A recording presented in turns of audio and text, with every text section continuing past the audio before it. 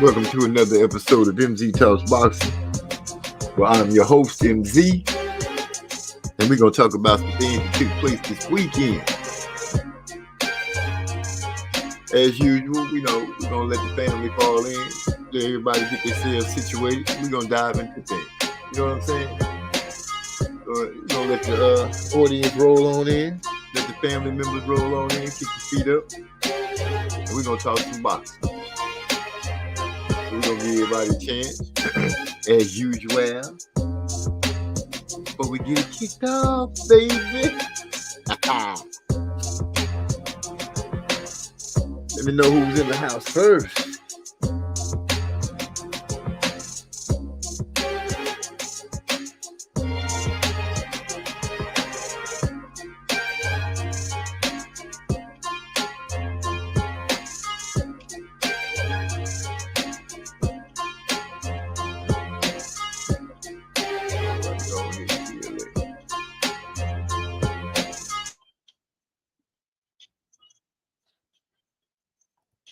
So, I'm sure everybody got a chance to see the fight that everybody was waiting for this weekend. And that fight was Gervonta Tank Davis versus Frank the Ghost Martin, represented by Earl the Truth Spence Jr. with Man Down Productions, Man Down Promotions, going up against Gervonta Tank Davis. I believe they got GTD Promotions. I don't know how much Mayweather Promotions was involved. But anyway, we're going to go ahead and just start unrolling, unpacking it, as some people like to say. I really want to wait for the family to get in here because some people made some calls to the fight that was on point, some calls that was made. So first off, let's go ahead and start off by saying congratulations to Tank. Beautiful knockout. Beautiful knockout. We also got to give congratulations to David Benavidez. Even though he didn't look as dominant as he usually does, he got the job done. And I want to cook on that a little bit. He looked, someone on the team would say, more mediocre than anything else. Subriel Matisse. What can I say about this man? Goes into a fight, says he didn't follow the game plan or what have you, took a loss. Our boy Antoine Russell. Another surprising L that came through, which I was kind of surprised. The guy was doing a lot of holding in that fight. He even got a point taken away from him. So that means that they really had him quite well ahead of Antuanne Russell. But anyway, it is what it is. You take your L's you take your L's and your W's all the same. You got to go ahead and get it, put it on the shelf, and get prepared for the next endeavor. So with that being said, the stars came out. What's up, bro? We got Trey X in the house, little bro in the house. What's going on, my brother? As I was saying, the stars came out to see what was going on, to see how things was going to break down and make their predictions, dressed in their best, to come out and see Gervonta Tank Davis do what he does against the competition that was to be Frank Martin, who came out early in the fight. I would say a little jittery, I would think. I could be wrong, but to me, what I saw when the fight first opened up, yes, he was trying to insert himself and everything, but his movements and everything still had that nervous energy to it, it seems like to me. I could be wrong, but that's what I gathered from the situation from the opening bell. At some point within the fight, I think he was maybe 5 or 6. He looked like he might have been trying to get comfortable, try to slow himself down. Maybe 4. That he started trying to slow himself down.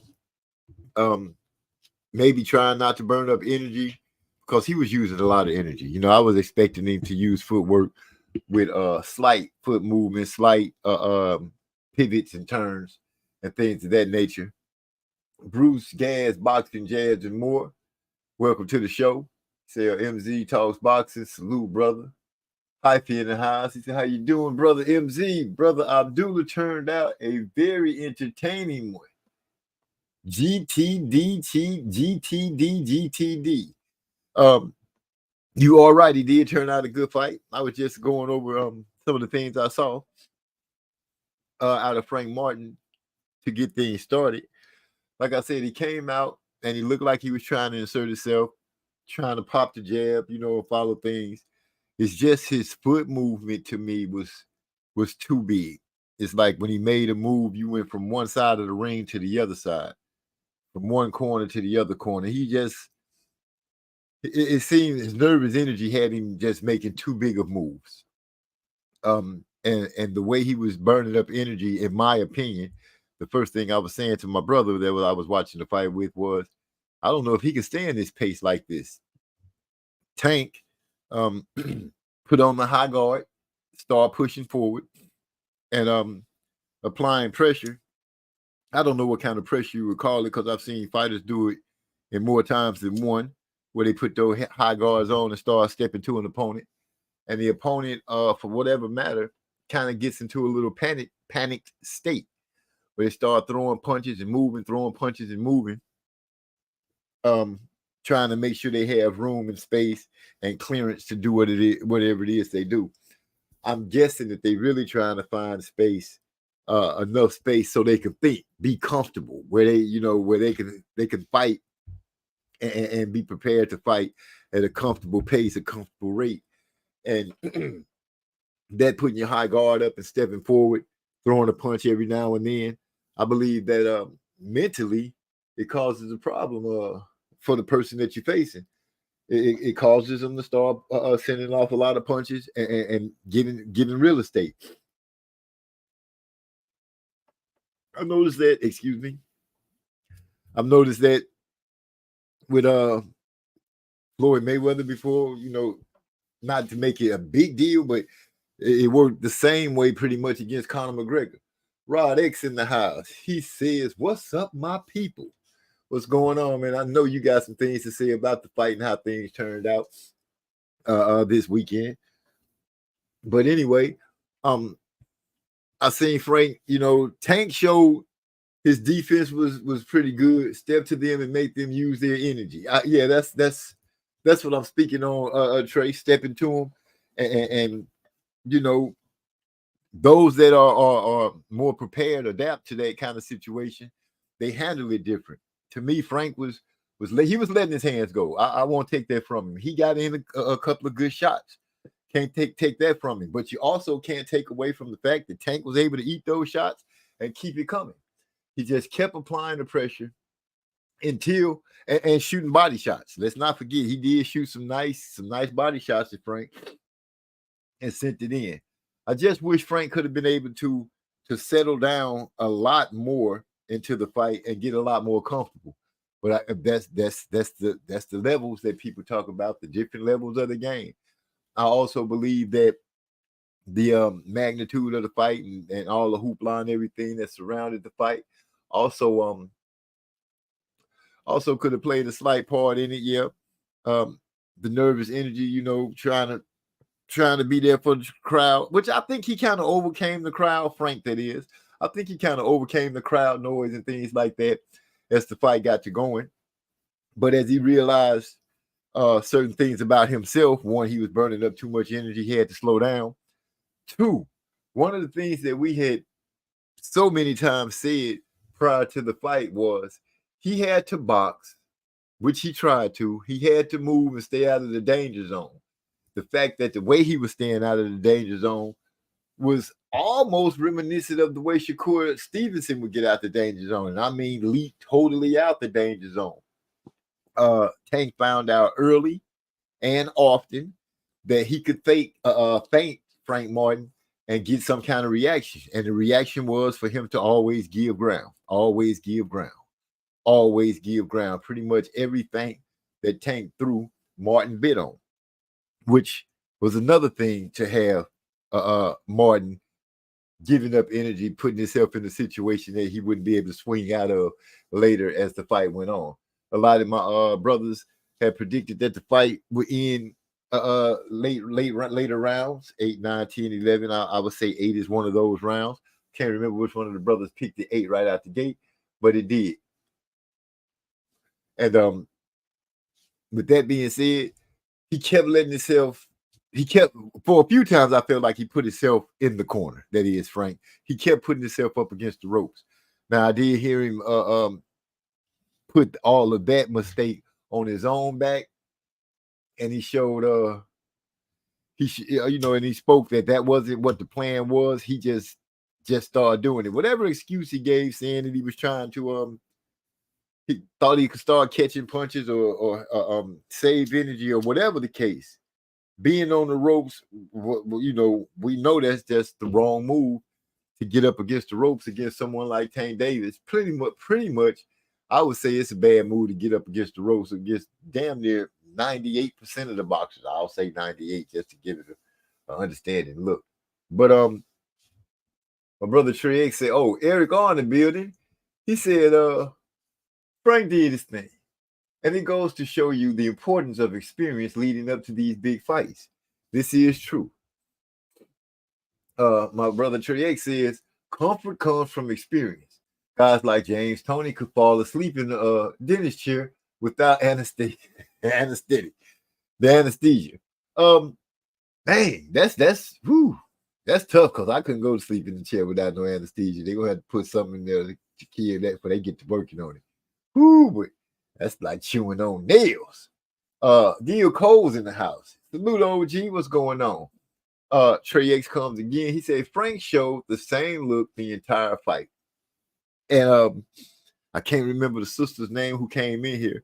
Remember, she said that he was pretty repetitious and he showed the same defensive look and he has holes in his game. I can't remember her name right now, but if she was to roll through, I had to give her credit for that because she did make that call last week. It was so many things to look at within the fight that I took away from the way that one thing, Tank didn't let himself get put on the back foot. No matter what it was that Frank threw at him, Tank continued to push forward. Like going fishing almost. Throw the rod out there, you got one of those big ones on there, you got to reel him in. Let him work a little bit, reel him in. Spin the reel, pull it back, reel him in. You know what I'm saying? Let him wear himself out. And the Tank went out there and strategically chopped the man down. Strategically showed that the experience that I have is not what you have. Like I had said, Frank would go out and he'd make a good showing, 1, 2, 3, 4 rounds, and then he would get to the end of his experience. And Tank's experience, which is a little longer than Frank's, a lot longer than Frank's. Actually, that's 7 years that I keep speaking about. It's just something. If they started 7 and got hard like you got tenacity like you got, 9 times out of 10, the new dude, the young dude, the fresher dude that hasn't been doing it that long is going to run into some kind of pitfall in the fight against a not so novice. Stepping up against the big dog, I say that it's my opinion that Frank, I would hope, walked away from this fight with a lot of lessons learned with how to deal with when pressure starts coming up. And let's not forget, Tank stepped it up in levels. He brought it out slow, threw a couple of punches. Once he started getting into range, he stepped it up. He amped it up.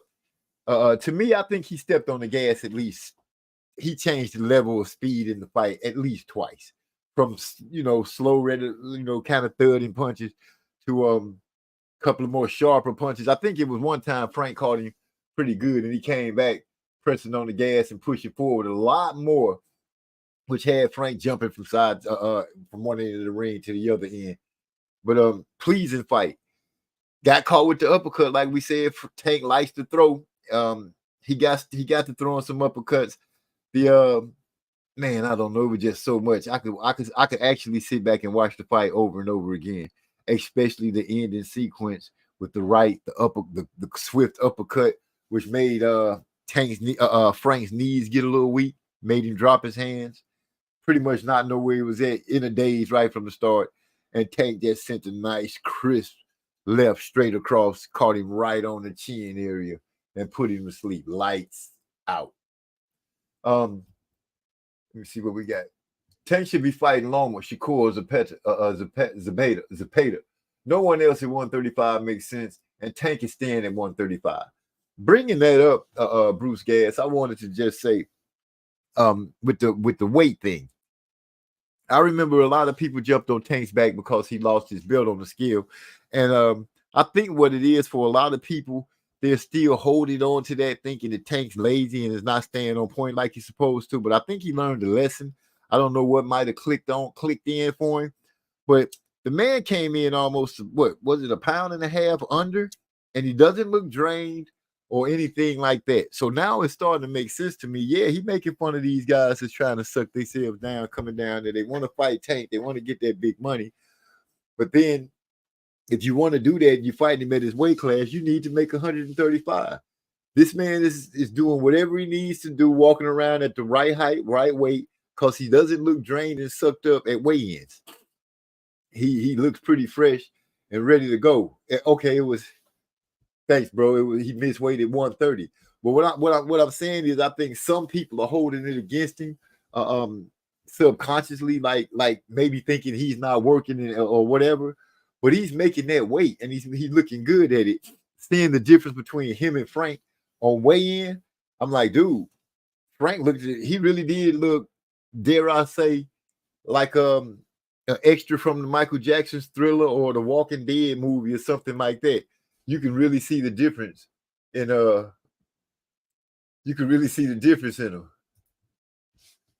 Gil Coles would come in talking about OG, make sure my homie get them Michelob Ultra ice cold. Yeah, man. I understand that Boston went on and won the championship. You know, I can't say nothing about that. But whatever, Gil Cole, you're gonna come in here and point that out. Well, I'm trying to give good information about Frank Martin. I guess a ghost can be put to sleep. I was gonna ask earlier, what do you call a ghost that's been put to sleep? But you know, it's not a good joke no more now. I already messed it up. Anyway, where was I? What was I breaking on? Him making weight. People subconsciously probably holding it against him. I see my brother Trey said, taking this weight at 130. And that's why I'm saying it's probably subconsciously that people are thinking that. But he's making weight quite well at 135. Doesn't look like he's having a problem with it. These other guys, if they want to deal with him and face with him, they're going to have to get a little, I won't say they have to get a little more disciplined, because I can't say how disciplined and what it is that they are doing. But I do know that Tank looks like he's holding it down at 135. It is, I can't say who he needs to fight, but I would agree. With Bruce said about the different guys he should fight: Shakur, Zapata, Loma. Those names I would think are being lined up.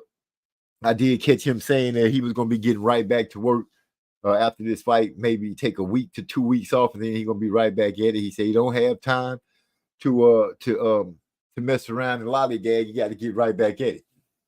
Eric also said, I don't see Zapata. Only names we've been hearing over the years, Tank is the face, and he's going to want to continue the trend of big fights. I was asked today, did I think Tank was the face of boxing? And I have to give an honest opinion, because so many people like to throw Canelo's name out in the curve for that face of boxing. And I actually have to say, in my opinion, against the younger crowd and more the casuals and the boxing world, I would have to say I think Tank is the name. Yes, Canelo makes a good fight, and I think it's because it's just the longevity and all the different fights that he's had. But when it comes down to it, the stars come out to see Tank. The athletes come out to see Tank. You name it. People come out to see Tank be Tank. And as long as this young man keeps winning fights in the fashion that he's winning, yeah, I think he definitely could hold up the sport of boxing and be the face of it. That's my opinion. You know, shoot me down if you don't think it is. Who else we got here? He said, I hope Frank builds on after this fight and doesn't crumble from it. Great point, Eric R. I'm hoping that I'm thinking that 9 times out of 10 he should be able to make a good bounce back. He realized before this fight even took place that he was stepping out there with one of the biggest names, if not the biggest name at 135 in boxing, known by so many. That if he can, it's the crushing blow. That's what can I say? It's a crushing blow, but I'm pretty sure he'll be able to man up and step back out. Like I said, hopefully he's learned lessons, he's picked up from what was going on in the ring with Tank. Hopefully he figured out how to deal with that pressure coming up on him. And you also have to look at the fact that Tank is a lefty, as well as Frank Martin is.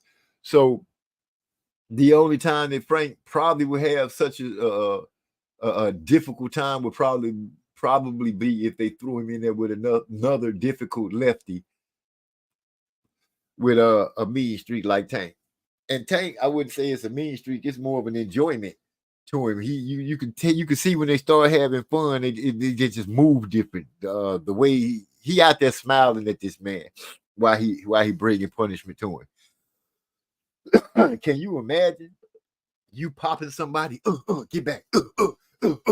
Getting in some good shots, some shots that make the crowd go ooh, that kind of stuff. And this person is smiling at you, putting the hand back up, doing the peekaboo. Every once in a while, when they get right up to you, they stab you in the body with a good shot, stab you in the body with a nice little hook or something. And then when they do come to the head, it seemed like it was so potent that Frank was like, "Oh shit, I'm getting out of here. Exit stage right. Exit stage right." All I can say is it was a hell of a fight. I didn't find myself lacking for any entertainment. It was the roller coaster that I expected. I'm riding with Frank. Come on, Frank, you can do it. You can do it. Knowing that the way things was going and the energy that he was burning, that I didn't really give him to make it to the end of the fight. I'm not going to even pretend to lie to you guys or fake anything like that. Adam Hurley says, "Welcome to the show." Matter of fact, Adam Hurley, you first time I've seen your name, but welcome to the show. Frank definitely needs to go up to 140 or higher. Seeing the way he looked for that fight, it's a possibility. We have to see. We have to see. He might be able to still stick around at 135 because he didn't say that he was really having a difficult time making weight. But still, the results of the way he looked, whether it was difficult or not, it looks, what your statement of he needs to move up, the way he looked, yeah, that would stand behind that statement and keep it together. You think if Tank was at 168, Canelo would want to fight him? I don't. If we had to say that Tank could keep the skills that he had, the speed, the movement, the power, and he was able to move up to 168, that would be a hell of a thing to do. But I don't know. I don't know if Canelo will fight him. You know how hard it is to get Canelo in the ring with anything that seems it might pose him some serious danger. So we'll have to see about that. That's a good thought. I would think the Tank could beat him. See, I agree, Gil. Frank could move something, do something. Okay. Bruce Gadd says it seems like everybody who loses the Tank fought him at the wrong weight. The wrong way for them, possibly. The wrong way for him, no. And I'm seeing at some point Ryan might try to do it. They're gonna try to make Tank come up out of 135. They're gonna try to make it seem like, oh, he's not really doing nothing here at 135. But Marvin Hagler, when he was champ, did he or did he not rule the middleweight division for as long as the time that he fought? Some fighters, we have to be comfortable and happy with the fact that, hey, if they can dominate this area and the new people that's coming in can't move them, and somebody want to move down to try to take them or move up, then let it be so. But beware that if you do come to this weight class, that you can make it, that you're not hurting yourself when you're trying to lose weight to make things happen, that you can do it safely and you will still be powerful enough. Your rehydration won't be that detrimental to you because you won't have to go through so much of it. So weight classes are made for a reason. And for those that really know how to use every aspect of the game to their liking and to their side of helping them win, then so be it. You know, that's just what we have to see. Trey X say Frank pulled up to the grand arrival eating candy. Some people thought that was a mind game thing, and he was relaxed and chilling. Could have been a I'm nervous thing, and I don't really know what I'm doing. I don't know what the heck it was. But you're right, bro. He did show up to that mug eating candy like everything was good. So his struggling, or if he struggled to make weight, that lays on him. If he didn't struggle to make weight, that lays on him. I'm just giving the aspect of how I saw him. He looked a little drained. I'm not making no excuse for him because he seemed to bounce back pretty good and try to get out there and make an account for himself. My brother Ernest Davis, a.k.a. Texas Timbo, a.k.a. Manny Draperlin, my favorite producer of all time. What's up, big bro? Glad you made it. Gil Cole says that, so that pulling up cap and eating the candy, I guess you could say it pretty much backfired on it. Won't say he went out there and got handled like Earl did because they both got beat. He got put to sleep. Earl got stopped. I guess you can say they both took a good little ass whooping. But Frank did land a few more punches than Earl. And he managed to put a bruise on Tank that we don't really say happened too much. Now here I've read a lot of people say, Tank loses rounds and lets himself get behind trying to get that one knockout blow or what have you. But in this fight, I saw him coming out and bringing pressure and accepting the blows that were sent at him. Can't forget he did use his defensive paralysis quite well. It's natural that you're gonna get caught with some shots, being in two lefties. I guess moving to the right and swinging, whether it's move to the left, move to your left and throw that right. The best way to handle business with them, and by them both being lefties, they moving naturally in a certain way. He said true, but Duran is noted as one of the best lightweights, but his resume is way more impressive from welterweight and higher. I understand. You with that, Bruce Gas, but every once in a while, I think history allows us to get that one fighter that's going to be in that one area, holding down that one division. I am the true dominant ruler of this weight class, and it's going to take hell and high water to move me or make it anything different. If somebody wants to move in here and challenge me, then all doors and arms are wide open. Come on and bring it. But I don't mind seeing somebody get in one weight class and say, you know what, I'm gonna hold it down from right here, right now, until I quit, or until my body says that it's time to gain and move up. Moving right along. Trey says, I don't think weight had anything to do with this fight. To be honest with you, I think this could have been a fight, and I'm agreeing with you, bro. Frank could have been a 140-pounder at this fight.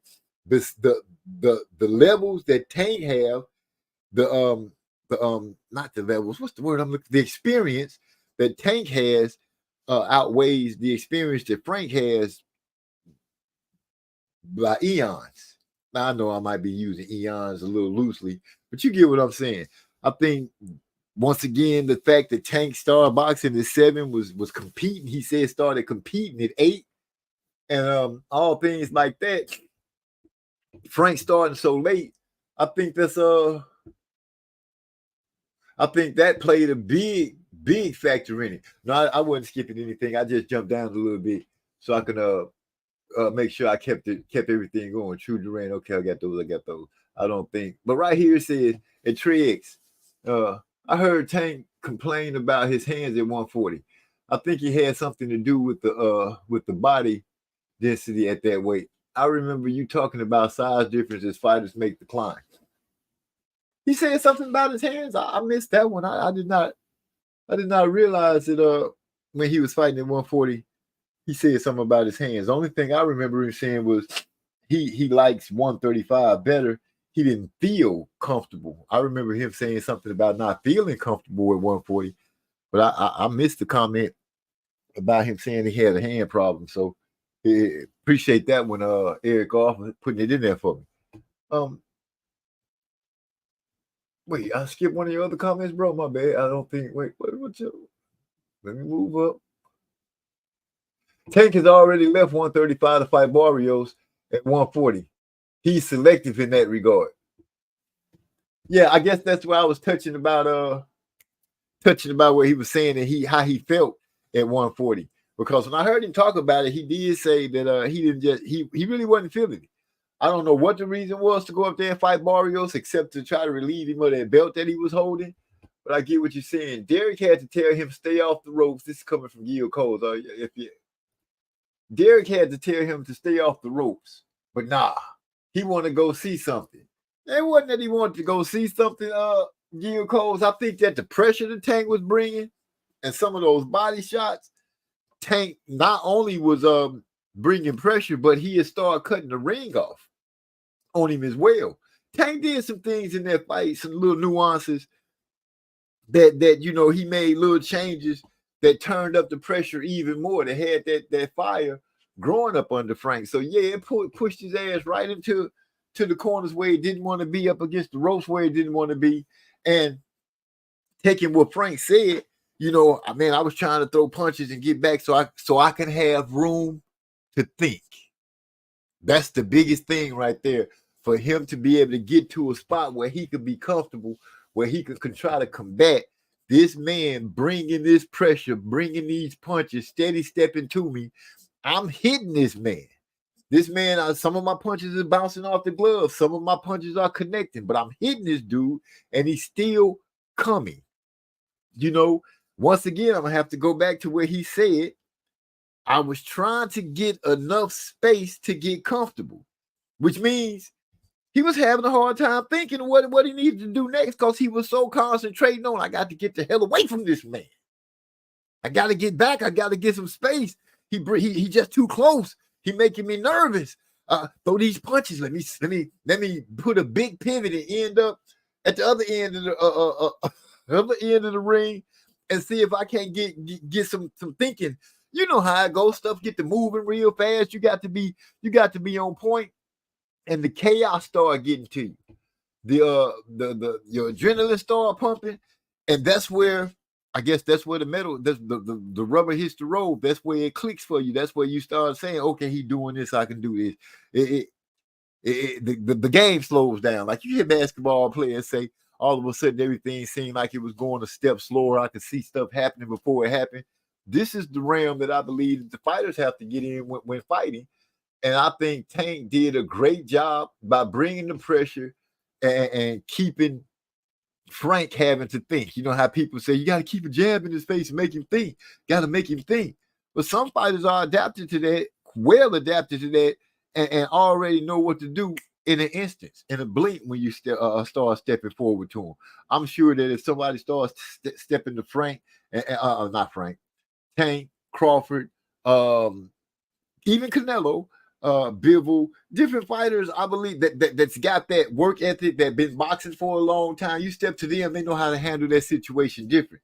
They probably hit you with a couple of things to make you change your mind about coming with that high peekaboo guard for a couple of times. You might go back and try it a couple of times later on down the road, but you ain't gonna just keep coming to me through the whole fight damn near with your hands up in the high guard. And what made it even a little more disrespectful, that once he started feeling himself, he started putting his hands down, talking about Tank, started putting his hands down, using a little bravado, the feints, every feint that he threw at Tank, at Frank was jumping. And not a little jump, not a little gesture. I mean, really getting the hell out the way. I bet if you went back and looked at Shakur's fight where he was stepping back so far trying to get back, you would find it would make you reminiscent of Frank, of how he was trying to get away from Tank. Not making fun of him, I was proud of the young man because he did go out there and he didn't just lay it down and ball up in the curl up in the corner. and just get beat on. Well, that's kind of the way it ended. But it took a little work for it to happen. I think Tank is a very smart fighter, and people should give him more credit for the way he fights and what it is he does fight. Yeah, people say he hasn't fought nobody, he hasn't showed this, he hasn't done that. But is it fair to say that, or is it more fair to say everybody that he stepped into the ring with, he's literally found out a way to get them out of there, and it just looks so easy? Could that be more the case than not? Terence Crawford get in the ring, he beat up somebody pretty much all the time. Sometimes it just looks so easy. You name any fighter, most of them a lot of them have gotten in the ring with somebody that they just happen to handle with no problem. And it just so happened that the guy that we're talking about right now has handled 30 guys in a row and stopped 28 of them. And as long as he can keep doing that, I think it should be something good, something great. Hyphy back in the house, he say Frank is muscular, but not too big for 135. Subriel will maul him. First of all, before you call Subriel name talking about mauling anybody, he better be coming in the ring himself with a game plan and ready to execute it. Because the last fight that I recognized Subriel had, he lost. And the statement that came out of his mouth was, come on, man, how you going to get into a fight and not be prepared?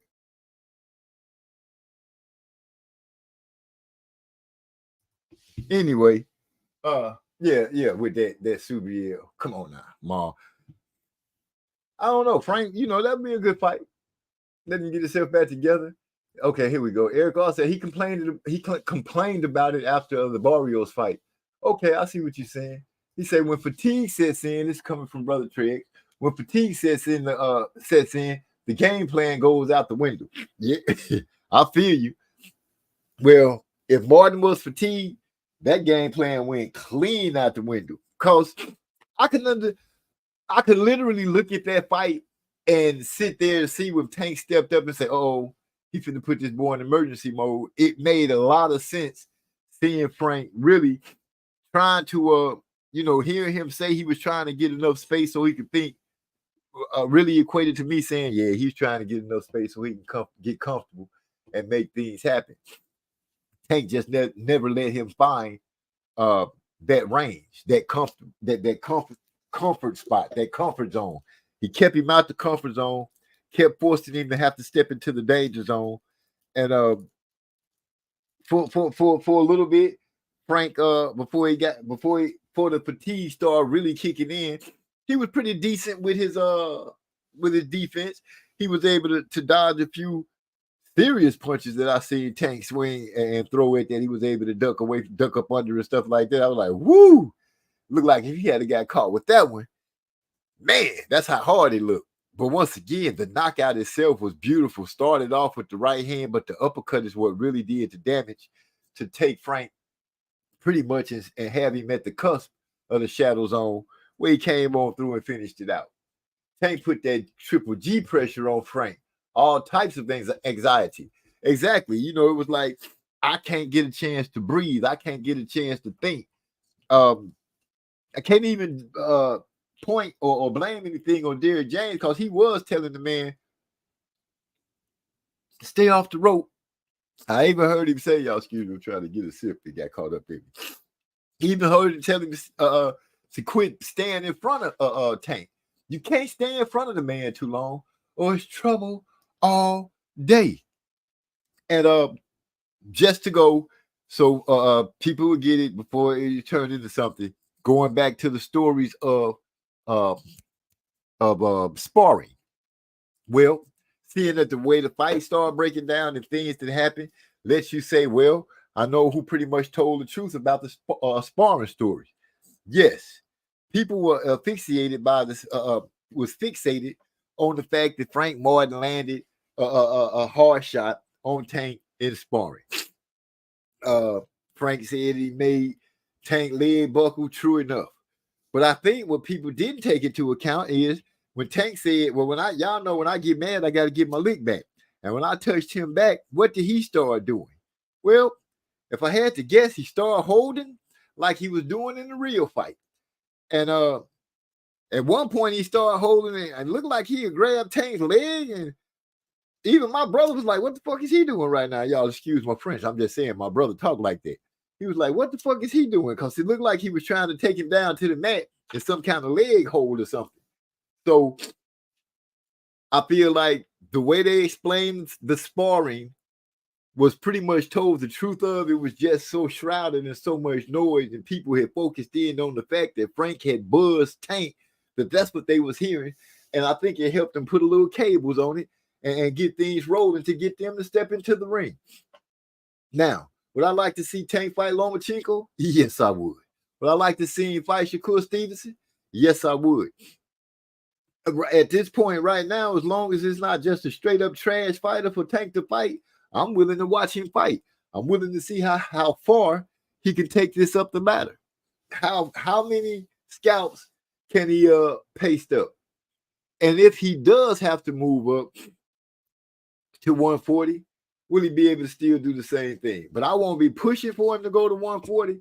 I'm not going to do any more of the fighters like that. I'm going to let them move up or down however they feel, whenever they feel they're ready. Because I think the only ones to really know if they are ready is them themselves. Yeah, he stopped punching and started running. That's what Big Brother said. You know, the pressure, bro. The pressure, those body punches that Tank was throwing, I think they was really, they woke him up. They woke him up. They started telling the truth. Whatever you say it was supposed to be happening when you was in practice gym, that square circle, that ring gonna bring it. It's gonna bring the truth out. It's gonna bring out if you've been running, if you've been doing your calisthenics. It's gonna bring out if you've been protecting yourself, if you throwing your hands, if you got that dog in you. It's gonna bring out all the things that you say that you are when it comes to putting no hands out. He said, Eric God said, I could just hear all the internet memes and nicknames for Shakur when that fight gets signed. Shakur Flincherson. So you think he gonna be flinching more than Frank Martin? That's not. I won't put him in that one because okay, bro. I won't put him in that situation. Say what's the word I'm looking for? Flincherson, because he's been boxing for a long time. You know, he's been boxing since he was a little dude too. Where is it? There it is. So I don't know if we could say that Shakur be running like that, bro. But I don't think he's gonna stand there and let Tank hammer on him. That part I do not believe. Where the heck is? I don't believe he'll do that. Discord, there it is. I believe that he'll have a some kind of different answers for Tank. I don't know how different. I don't even know if I still look at the fight the same way when it comes down to them fighting now. I do feel like Tank is still my number one pick. And I would still say right now, because Devin has taken the loss, Ryan has taken the loss, Shakur is the only one that we have yet to see face one of these guys. Tank has, Rolly. Even Rolly got in there and got some of the action down. Keep that out the way. Let me see. I'm putting the link in there now, bro. I just dropped it. It's in the Discord. Where was it? There's definitely a level above Tank's opponents, but he's handling business against who they put in front of him. Yeah, and that part right there is the most important part. I'm knocking down whatever y'all put in front of me, and as it goes, we'll see what happens. We are yet to see the competition or somebody to come in and make him have to dig into his bag and do a whole bunch of different things. But so far, I can't say that the young man is showing and proving to be a heck of a fighter. Yeah, once again, the link is in the Discord for any of my brothers that want to jump in. The boys put their opinion out, because y'all know how I get sometimes. It's been a beautiful week. The Antoine Russell fight, I don't know, man.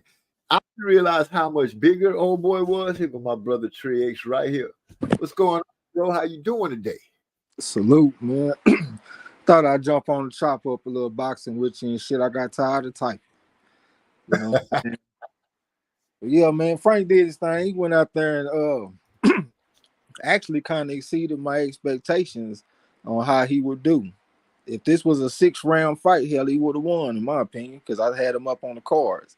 I know Tank wasn't really concerned about winning rounds early. He was just trying to make this man burn his energy. But Frank, he was in a position that he ain't never been in.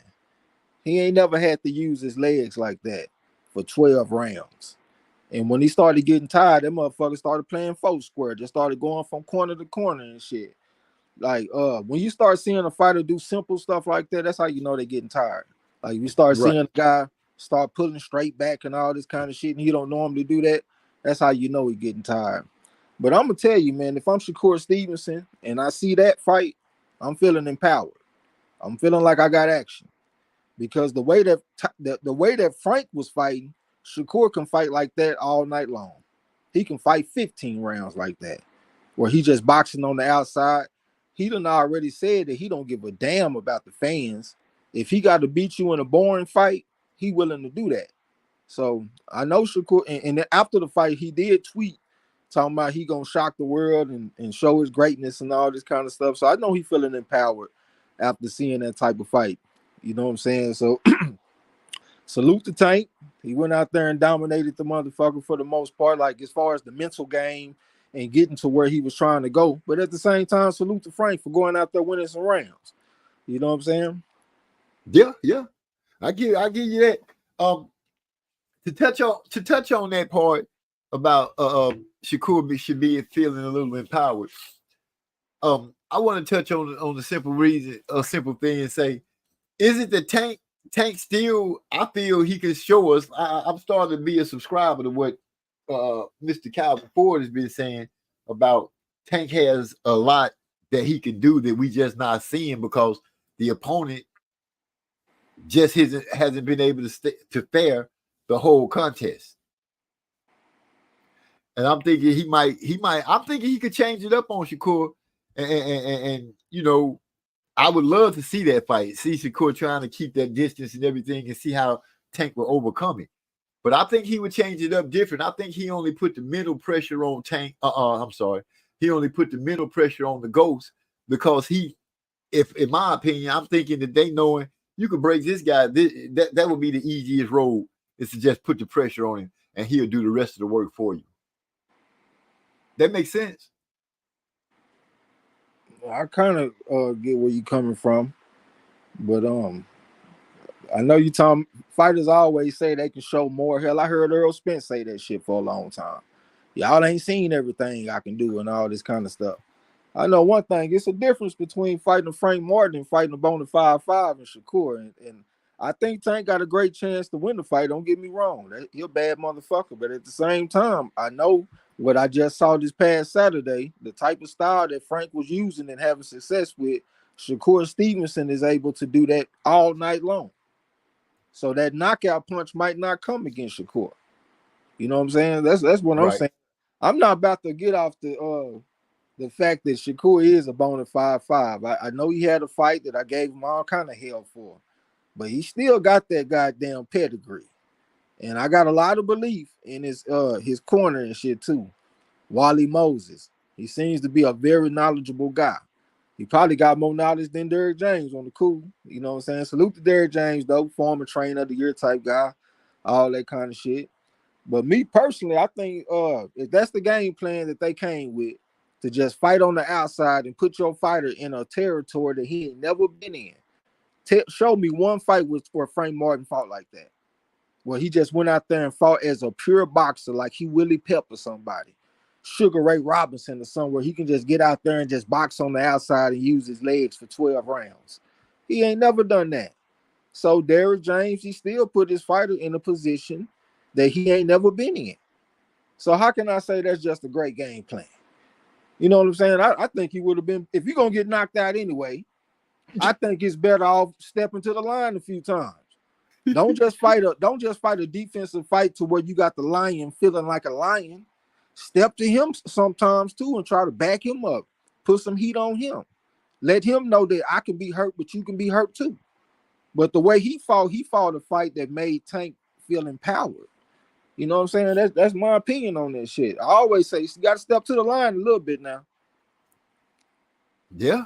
You I have heard you make that statement before. Let me not forget our brother Hyphy has joined into the conversation. What's going on, Hyphy? Wagwan Midan. Let me jump onto the current discussion because Shakur has been brought up. So Shakur has a tendency to leave that lead hand out as a stick. Sometimes we've seen Frank do it a few times. Shakur does it a lot more. So how do y'all think that would work for Shakur, leaving that lead hand out against another southpaw and brother Abdul? If I had to say, I think it would work. I think it can work a lot better for Shakur for the simple reason, the Bonafide 5 thing. But Shakur been boxing since he was a little kid too. He has, I think he thinks a little better under pressure than Frank. That might change for Frank now that he had this fight. I think Shakur will be able to fare well from it because he knows how to build off of it and what to do and what not to do off of it. So I think he'd be all right using it. I don't see a problem with it being a measuring stick because we've seen a lot of fighters use it like that. Would it take him to victory? I don't know. It's a possibility. Like you said, if you can get Tank to constantly have to try to cut off the ring and turn, then things are looking good for you. Shakur would have the ability to do that and to agree on it. What he says about not caring about what the crowd feel, he gonna win however he needs to win. Then shoot, that's what you would look for. It could end up being a boring fight. It could end up being a fight where you say, "Damn, Tank needed to do more to cut the ring off." Those are the things that are open for me in that fight. So yeah, I would have to wait to see how it go, but I think he'd be all right with it. What you think, bro? If Tank was orthodox, I'd be more concerned about it because he would be able to use that what Shakur doing to get an angle. But the fact that it's southpaw versus southpaw, no, I'm not too concerned about that shit. You know what I'm saying? It ain't like I really see Tank stepping in with the explosive lead right hooks and all this kind of shit. Lead right hooks from the southpaw stance. I don't really see it like that. You know what I'm saying? Like he threw a hell of a 3-6 combination to get the guy out of there, but that position that he was in, Shakur not gonna be in that position. Like you really think Shakur just gonna sit up against the ropes while this dude teeing on? Fuck no. You know what I'm saying? So I just think it's a whole different type of test, whole different type of puzzle. And I think Tank knows that too. He know who Shakur is, man. He know what time it is. I'm not saying he feel like he thinks Shakur beat him, but I feel like he know that he's a stiffer test than Frank Martin, and he gonna have to go in the bag a little bit deeper, like the kids say. You know what I'm saying? I got a question. Damn, I had a question that slipped my mind just like that. Oh, what did you call that combination again that he got him out of there with? He hit him with the 3-6. Hit him with that lead right hook. Said hooks and uppercuts, they go together. So like if you step in with that lead right hook, that's gonna make your opponent have to open up his guard a little bit if he want to try to hold the phone on the hook. So when he open up his guards, you come right up the middle with your uppercut. And that shit, he landed that shit pretty, hurt the motherfucker, came back with another left hand, and that was all she wrote. The reason I asked because I saw them in two different situations where Tank attempted a right hook uppercut. The first time it was blocked. He caught him again. He attempted it in the second time. He caught him with the right, but he missed with the uppercut. So it looked like he had started fishing for that. And once he got him over there in that corner, he caught him with that body shot. He ducked down and he measured and swung at the head and missed. Caught him with another body shot, and then he came with that combination again. So I saw him attempt it twice before he solidly landed that combination. But thanks for letting me know what those numbers were. Yeah. A surprising thing to me, the Gary Antoine Russell fight. I just want to jump in there real quick. Wait, Big Bro said got a question coming in. He said, "Who do y'all want to see first, Shakur or Loma?" I would say to to quench everybody's throat, get Loma on in there and get him out the way. I think Shakur is the grand finale. That's my opinion. Yeah, I wouldn't mind seeing either one of them. You got to throw Jose Zepeda off in there too. That's another strong southpaw too. So all these matchups are southpaw versus southpaw. That shit's interesting. But I take either one of them, man. I ain't doing no tripping. They all quality fights. That motherfucker Zepeda is a 4. He fought in the AIBA World Championship just like Leon Paro that went out there and upset Subriel Matias. Like I said, he will salute to him. But Shakur is a bona 5-5 and Lomachenko is a bona 5-5. Like, how the fuck can you go wrong?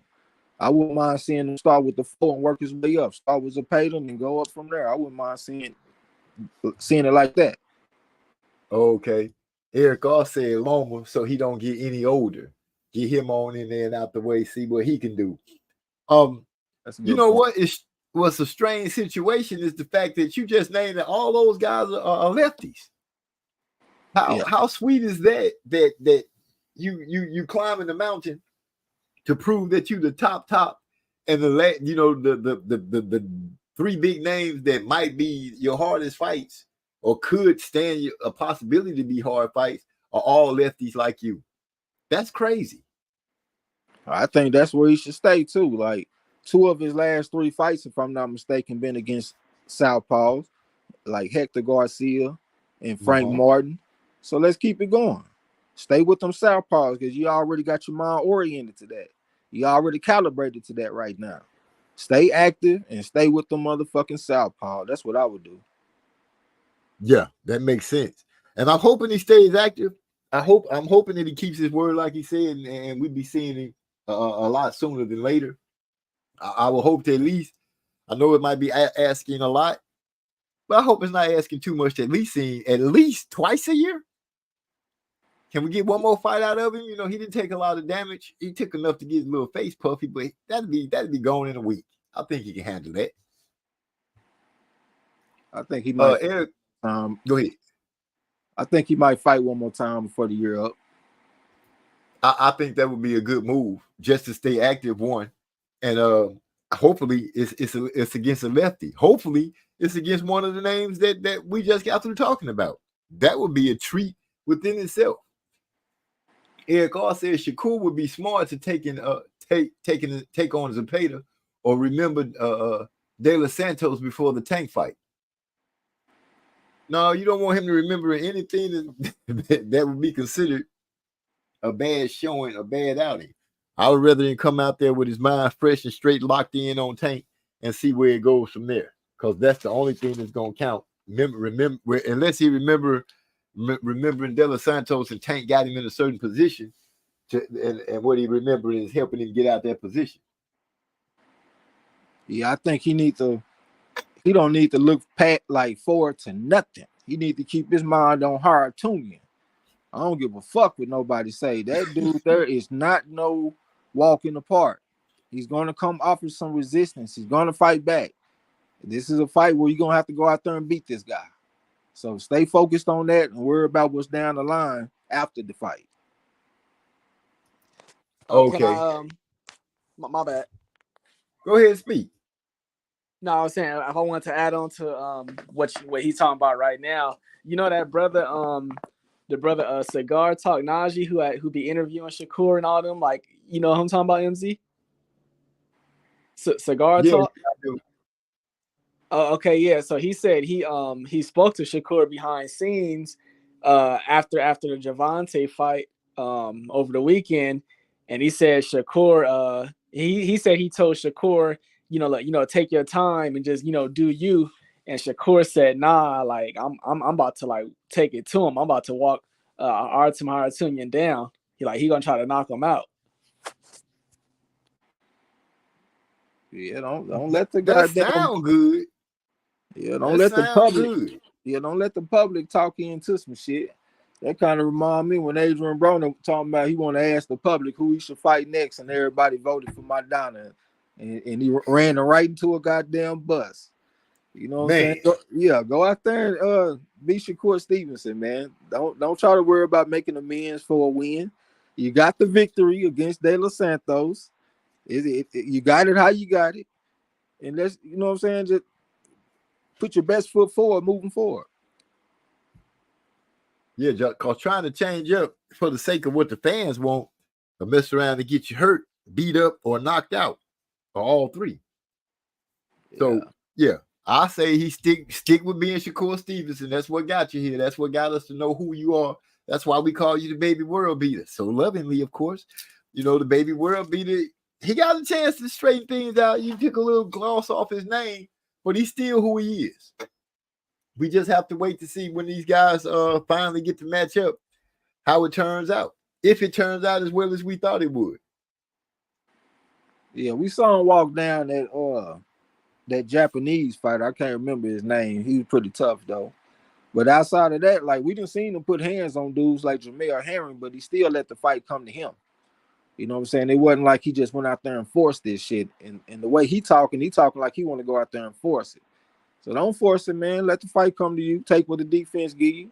Break the motherfucker down like you been doing.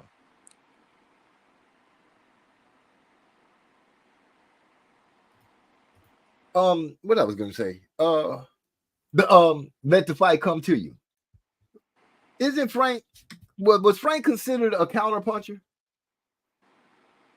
Not really, man. Counterpunching is some of the highest level shit that you can do in boxing. It takes a lot of experience for that. So he would counterpunch, but he wasn't known as a counterpuncher. You know what I'm saying? Right. I was just wondering because I'm just trying to figure out, you know, what it was that he could have did to get him over the hump. And the biggest thing that I noticed was he just wasn't willing. I won't say he wasn't able. I'll say he was not willing to, like you said, step in and be in the danger zone. I didn't expect him to be in the danger zone for a long time, but I did expect him to step in there and poke the fire and get back out. I think he could have helped himself with better stamina.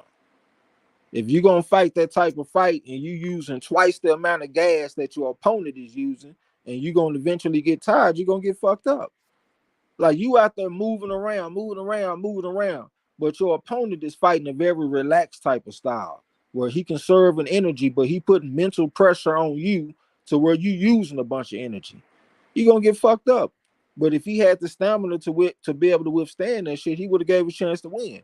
Like, if he could have used his stamina and got to the cards, I think he would have had a chance to win. Like, we think about people like Mayweather. Brother Nassim Richardson said his greatest asset was his stamina. If you're going to be able to be fresh in the fucking 12th round like you was in the first round, you have a major advantage in the ring. If there was any attribute that I could have to start off as a fighter, give me the stamina all day long. They say fatigue makes cowards of us all, and that's square business. I don't know how many of y'all done had the experience of being tired in a boxing ring, but it don't feel good. And on the flip side, when you in max shape, I'm talking about tip-top shape, you could rip off 6-7 punch combination and you feel like you ain't even threw no punches. That's a very empowering feeling. And you can do whatever you need to do in that ring and you ain't never getting tired. That shit feel good. So that's what I think the ultimate thing that he could have had in his favor to get him over the hump. That maximum stamina, that legendary type stamina. In order to get that, you have to be a gym rat. You have to be in there 24, well, not 24/7, but you got to be in there a hell of a lot. Yeah, you gotta. It's God given too. Like Hyphy mentioned, his muscular frame. If you got muscle, that shit's zapping up oxygen like a motherfucker. But when you got that more freestyle swimmer type of frame, well, then you're gonna have better stamina. You know what I'm saying? Remind me of my one of my best friends I had back in the day. This dude had unnatural stamina. I'm talking about he could run around that track, it seemed like 1,000,000 times. And as a matter of fact, right now, he got a son that's a state champion in California in cross country. It's in a bloodline. You know what I'm saying? But when you got that muscular type of frame like Frank, it's going to be hard to have that type of stamina. Yeah. That's cross country, a bitch. I ran cross country. Whew. That's an unrelenting sport. Because they had you running through all kind of stuff. You literally run trails and everything. It's not just strictly strictly a regular track. They take you out there in the elements. Yeah. So yeah, hats off to anybody that can deal with some cross country. Hats off to them. But hats off to any fighter that got that kind of beast stamina. And I know you gotta have stamina, not just for breathing, but your arms gotta be ready too. Because I remember hitting the bag back in the day, Trey. And I'm thinking I'm doing pretty good this day. I'm just going at this bag the whole day. Well, that evening, I didn't have any arms. I couldn't hardly lift them up to eat, to drink, and nobody was hitting me back. This was just hitting the bag and, getting a dead stop up against the bag. So I can imagine being in the ring, trying to block punches coming at you, the ones that you're missing, and stuff like this all the time while trying to keep away from somebody catching you with something. I could just imagine. I could imagine. I wouldn't say the MZ would get knocked out, but I'll say, God damn, it'd be real tough. I'll be out there trying to hold on. And you know what? That part, it makes me think that what the commentary about the sparring was not overblown. Because in sparring, you're not sparring for 12 rounds. You know what I'm saying? If you motherfucker go off in there and go 5-6 rounds, it's a good chance that he could leave with a positive outlook on his performance in the sparring. But that ain't got nothing to do with the 12-round fight, nigga. Once we start getting to 7, 8, 9, nigga, it's a different story. You know what I'm saying? And those the magic rounds too, because Yasser really wanted to make a bet. He said, man, what you like? He said 7 through 9, 10 through 12, or 7 through 12. I said 7 through 9 all day, but I wouldn't bet on it. That shit hit bullseye, round 8, nigga. Right in the middle. You know what I'm saying? Right in the middle. 3-1 odds. Yeah, it was big. We should have had that. But when have I ever sent you a bet like that though? You haven't. That's what I'm why saying. I said shit. I ain't tripping. I ain't never tripping. Yeah, I don't make them type of bets. What round to knock out? That to me, that's sucker shit because you can't be consistent with that. Right. Now getting to Gary, getting to Russell. We can come back to Tanky Frank later if we need.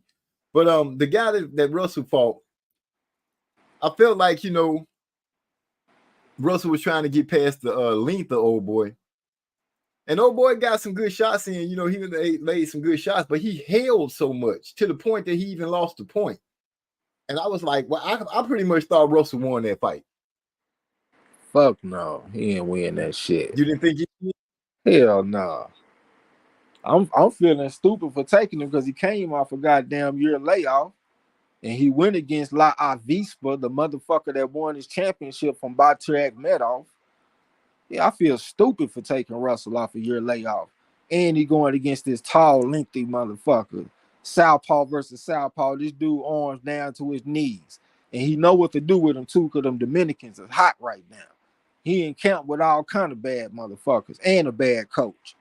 I wasn't surprised to see that shit at all, man. I'm going to tell you, what made me go ahead and take Russell is because the damn PEDs that La Vispa got popped for Prayo. Man, I'm gonna tell you, man, that PED shit is overblown. That shit is over fucking blown. I can't think of too many times where I can attribute a fighter winning because he was on PEDs. I done seen fighters on PEDs get their ass kicked, like Oscar De La Hoya versus Fernando Vargas, for example. Now, if the two fighters are close, I do think PEDs can get you over the hump.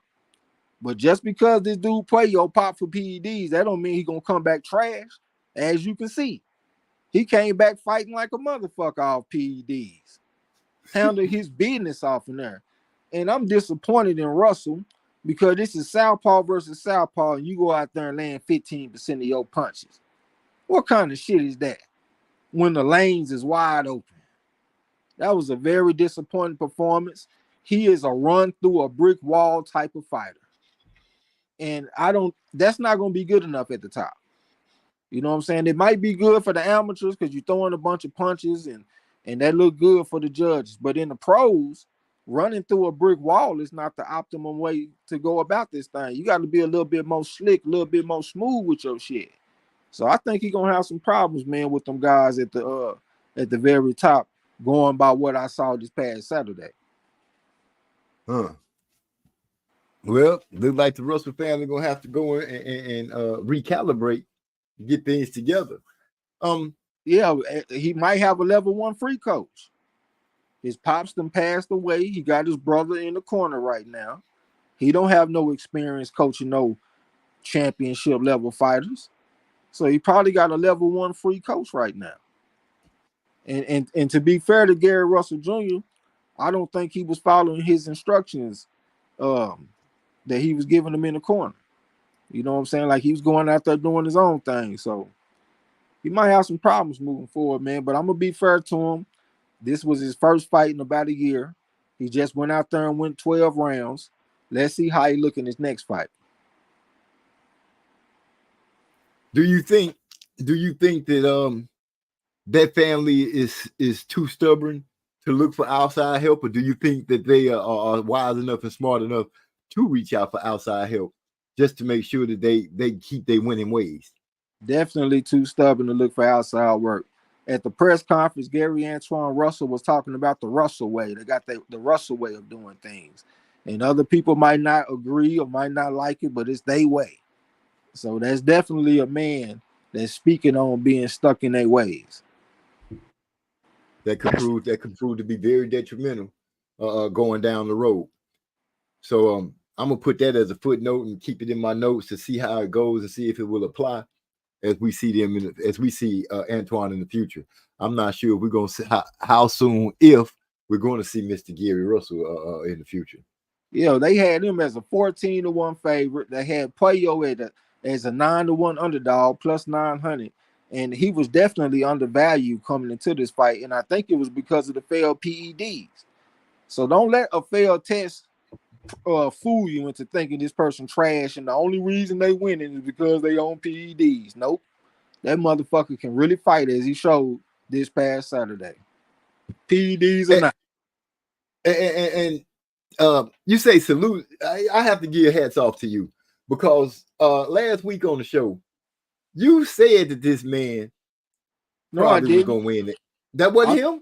No, that's Puello. Against Gary Antoine Russell. No, what we talking about is Alberto Puello versus Gary Antoine Russell. The fight that I predicted, Leon Paro versus Subriel Matias. Yeah, that's the fight I'm thinking about. My bad. I jumped the gun. But you was right. You did call that fight. Yeah, but I ended up changing my pick. I'm gonna tell you what happened, man. I am too fucking humble when it comes to respecting other people's opinions. And I saw the comments in the chat, even when I brought it up, and you was like, "We betting against Matias," like you scared or something.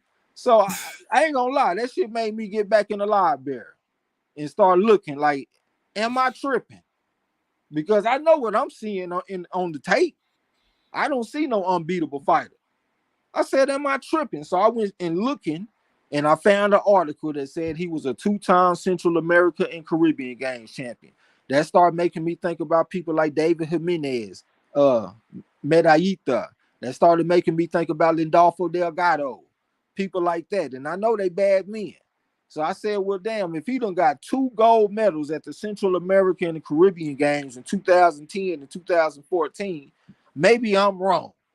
He seems to be a bona fide 5, and he going against a 4. So that made me change my pick, and I went on ahead and canceled the bets and all that kind of shit. But if I just would have stayed with what I was thinking and just said, fuck what everybody say, that shit, we would have hit a plus 450. You know what I'm saying? Right. Next time, I'm going to keep my mouth shut because, when I get the bets, I just close my eyes and throw the money out. I don't, you know what I'm saying? Nah, that ain't the answer. The key is for me to just be confident in what I think and fuck what everybody else got to say. That's the key. Right. You know the key right there. That's the key. The key. Well, we live and we learn and we keep living. For sure. So, I seen you put Derevyanchenko is going to be fighting M. Billy coming up, right? Yeah. Man, I think that's going to be a good fight. Oh yeah, But that motherfucker got 300 something amateur fight. man, And Billy is I an went into Olympian. I watched him fight. Who was that guy? Gore. Hold on, I'm gonna say his name. Give me a second. Carlos I went to go. Gongora. Yes, that. Oh my gosh, that was a hell of a fight. Yeah. And Billy showed me he got whiskers, and his resolve to not hit the canvas is something ridiculous. That boy ate some uppercuts and looked like he was out of there for a second. I don't know how he stayed on his feet, but his energy level, if his energy level is like that for a 12-round fight, he gonna bring hell to anybody. But Derevyanchenko is not somebody that's gonna go out there and lay down either. I think that's gonna be like two big bulls just going at it. Yeah, Derevyanchenko just don't have the power that this dude got. Plus, he's out with the old, in with the new. He done been around for a while, but he done been in with the best of them though. He got a hell of a resume. I think he like 15-5, and all 5 of them losses came from some top level fighters, people that can punch too. So I think it's probably gonna go the distance. But I definitely think that Billy gonna get the attention of the judges because he got the power. But Derevyanchenko gonna push him though. He gonna fight back. He gonna be around, but he won't win. Derevyanchenko was one of the hard luck fighters in recent boxing history. Like we think about his close fights and shit, like with Golovkin.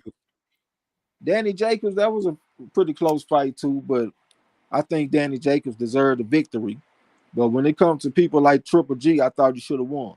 And that would have been his ultimate victory for him, but they robbed him of that. Hate to hear that. But yeah, I'm looking forward to seeing that fight, especially after I seen him in there with Gongora.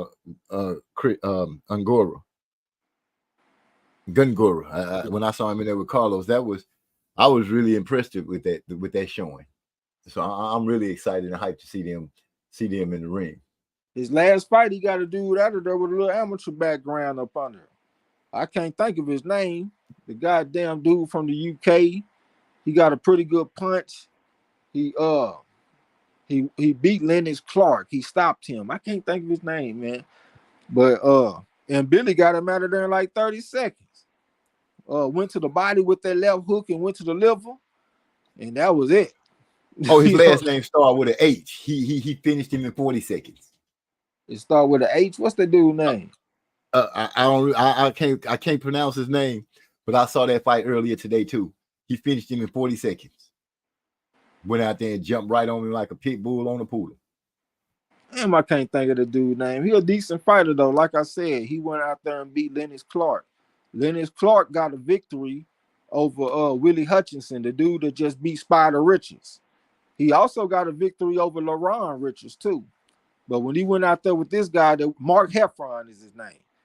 Mark Heffron, he beat Lennox Allen. But when he went out there with Christian and Billy, got him out of there in less than a minute. Woo. Yeah. Big Bro said he think he had, he talking about Shakur on that. Oh, he also speaking, he said that guy that Benavidez fought was tough too. I told you he was an ex-champ. But I did what I saw out of Benavidez in his fight.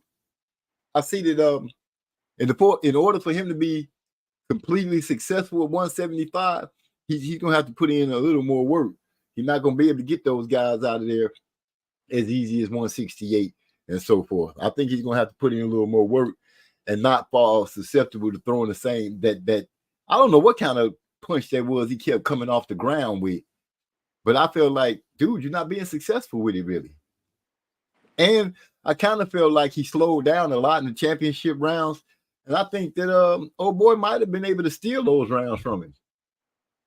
He went against a 4.5 too, 260 and 40, two-time AIBA World Championship participant, bronze medalist at the Olympics, multiple-time national champion in the Ukraine. That was not just some ordinary guy. You know what I'm saying? We seen what he did to Adonis Stevenson. You know what I'm saying? And plus he pushed Benavidez too. That was a close fight until he got stopped. So I knew he wasn't gonna be no walk in the park. Hell, I damn near wanted to pick him. But I just went on ahead and said out with the old, in with the new. But with Benavidez, he done already shown some signs that his power might not be up to par with people like Canelo. Like when he fought against Caleb Plant got stopped by Canelo, but he went the distance against Benavidez. This guy Right. Gonzalez, he got stopped by Beterbiev, but he went the distance against Benavidez. So that's two examples that I'm seeing that he don't have that elite power. He got good power where he can hurt you and fuck you up, especially over the duration of a fight. But he ain't got that one punch, knock you and concussive type of power. And that's something that might be the difference between him and them guys at the top. I'm thinking somebody like Morrell might hit harder than him. That's what I'm starting to think. I'm starting to think he hit harder than Benavidez. Just to throw it out there, do you think the fact that Caleb Plant and the other gentleman that you named that went against Canelo, they could have picked up, and learned something, Caleb Plant getting knocked out. He could have been a little more aware of certain things coming at him that might, help him. I got to give a little credit. I'm thinking to the opponent because, the opponent coming in there in a certain mindset could push you a different way. Styles make fights, man. It's a difference between a 5'8" Canelo and a fucking 6'1" Benavidez. When you're fighting against somebody that's 6'1", when you're 5'8" and short like Canelo, your opponent got a lot of surface area for you to go to the body, so you can go in there and break him down. Benavidez is not gonna have the same type of body attack as somebody like Canelo, and body shots are the number one indicator of a knockout. If you see a guy that's in there head hunting a lot and shit, they got me thinking about that dude from Croatia that fought against that motherfucker from New York, the Polish fighter that got stopped twice. Karnacki.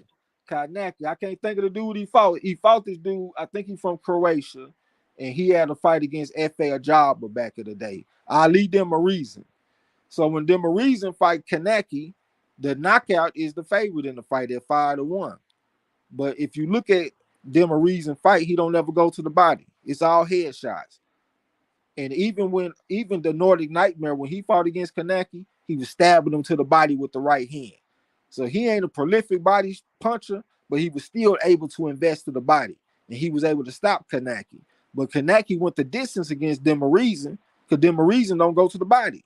So when you got somebody like Canelo, who is a prolific body puncher, he can break you down a lot easier than somebody like Benavidez. You know what I'm saying? Right. I'm starting to see the fighters that invest their money in the bank, which is the body, usually come out with their hand up. Unless that person they fighting is just some kind of special individual. Yeah. So. But I was interested. I wasn't disappointed in any other fights. Yeah. I didn't get all the knockouts that I thought I would see, but I did get a chance to see the fighters and what they entail as of lately. Subriel, Matias, like I said, I was highly, I won't say highly disappointed, but I was saddened at the fact that this man let it come out of his mouth that he went into a fight and didn't follow the game plan, as if you're looking past this man. How do you do that? How do you step your ass in the ring without a game plan, or even more so, overlooking somebody that has the possibility to hurt you? I don't care if you think what you think he is. I won't say a bum, but if you think he beneath you, then go out there and squash him and make it be so. But don't go in there just thinking that he gonna lay down and give it to you like that, because he gave it to you like that, just not the way you wanted it. Yeah, man, you gotta respect your opponent, but at the same time, you gotta know how to view your opponent. That motherfucker was a foe, man. And he earned this shit. I didn't already seen him go out there and stop a 3.5 in Montana Love. He stopped that motherfucker. Paro ain't no joke. That's why I was talking the way I was talking before the fight. He can box. They called him the prodigy. Why would you overlook a man they called a goddamn prodigy? He probably earned that name for a reason. This dude is very skilled in that ring. You know what I'm saying? Southpaw, able to use angles and shit, able to time up when he need to. You know what I'm saying? Get his offense off and then cut his off. get his offense off, and then cut his offense off. Like, Right. he's just a very skilled guy, man. So they shouldn't have overlooked him. But at the same time, this was a fight at home, all kind of distractions and shit. I always say that homecoming fights are bad luck. I done seen fighters have them type of fights and come up short a bunch of times. Thinking about Josh Taylor when he fought against Catterall and shit like that. So I wasn't surprised, man. I'm just disappointed that I got off the bet. And I'm disappointed that I changed my pick on the Chan Ross, because that was money in the bank, shorty what you drank. Oh, she want tequila shots with lime. You know what I'm saying? Yeah. That's what Shorty wants. She wants tequila shots with drink. Lime. Man. So I got wind off the rumor mill that Frank Martin is gonna not longer be with Derrick James. At least that's the rumor mill. Yeah, that don't really make sense to me, because Frank Martin already said that he felt like he got away from the game plan. So if he felt like it was a good game plan, why scapegoat the coach? Keep that continuity.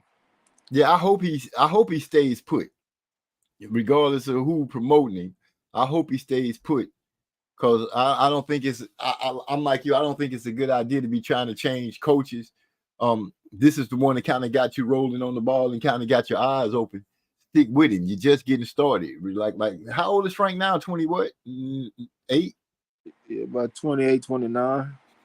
Yeah, I'm thinking you should stay put and learn all that you can, absorb everything you can from Derrick James, and lay it down where they lay. This was your first chance at a title. You went against supposedly the best 135 pounder who's proven it so far, with the biggest name. So you had, you got a chance to go in there. You got a chance to see what it feels like, pay-per-view with the biggest crowd, because you the main event. All these things I think should play in the growth of Frank Martin. And I'm thinking that we should see him again in the near future fighting for a chance at a title. And I think we'll see a totally different showing in it.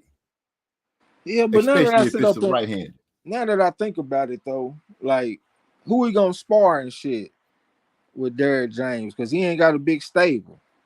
If he want to get away from Derrick James and go like the Robert Garcia, I'm all for it. That motherfucker got a deep ass gym, especially around that weight class. Then Dolfo Delgado and all them guys over there, I'm talking about they deep in that gym. So if he went somewhere like that, I think that'd actually help him, man. Iron sharpen iron. So imagine being in the gym, you got 3.5s and up, and y'all all sparring against each other on the daily and making each other better. That'll probably be an upgrade from Derrick James' gym all day long. Whenever I see Robert Garcia's gym, that shit damn near make me feel jealous. And I'm not even a jealous type guy. But just that environment, and you got all that talent, and y'all able to spar each other every day, push each other, talk shit to each other. That shit just look fun to me, man. If I was 135, 140, somewhere off in there ain't no place I'd rather be than Robert Garcia gym, man, with all that talent. And he an ex-champion that got oodles and oodles of knowledge of the game. And he got a current southpaw in Bam Rodriguez that's one of the pound-for-pound talents. So obviously he knows how to teach that stance. You know what I'm saying? I think he could benefit from that. Oh, Big Bro said that it was James saying that he was done. Well, that might go into playing about what was it, maybe a month or two ago, that he was saying something about after he wasn't planning on taking in any more fighters or something like that. So he might be just ready to get out the game. He might feel like he did what he needed to do and he's done. He probably don't want to fuck with Errol Spence no more. Don't even want to be around the nigga. I don't even want to train your fighter no more. You want to play with my money and shit? Well, fuck him too. Yeah, that could be it, because the energy on the stage, it was as if they didn't even know each other. They didn't even recognize each other. And to me, that was crazy, because I'm like, dude, y'all representing the same dude. At least show a united front for your fighter. Yeah. And I guess the best united front could be pay that man his damn money. Yeah. Eric R said this was definitely an upset weekend.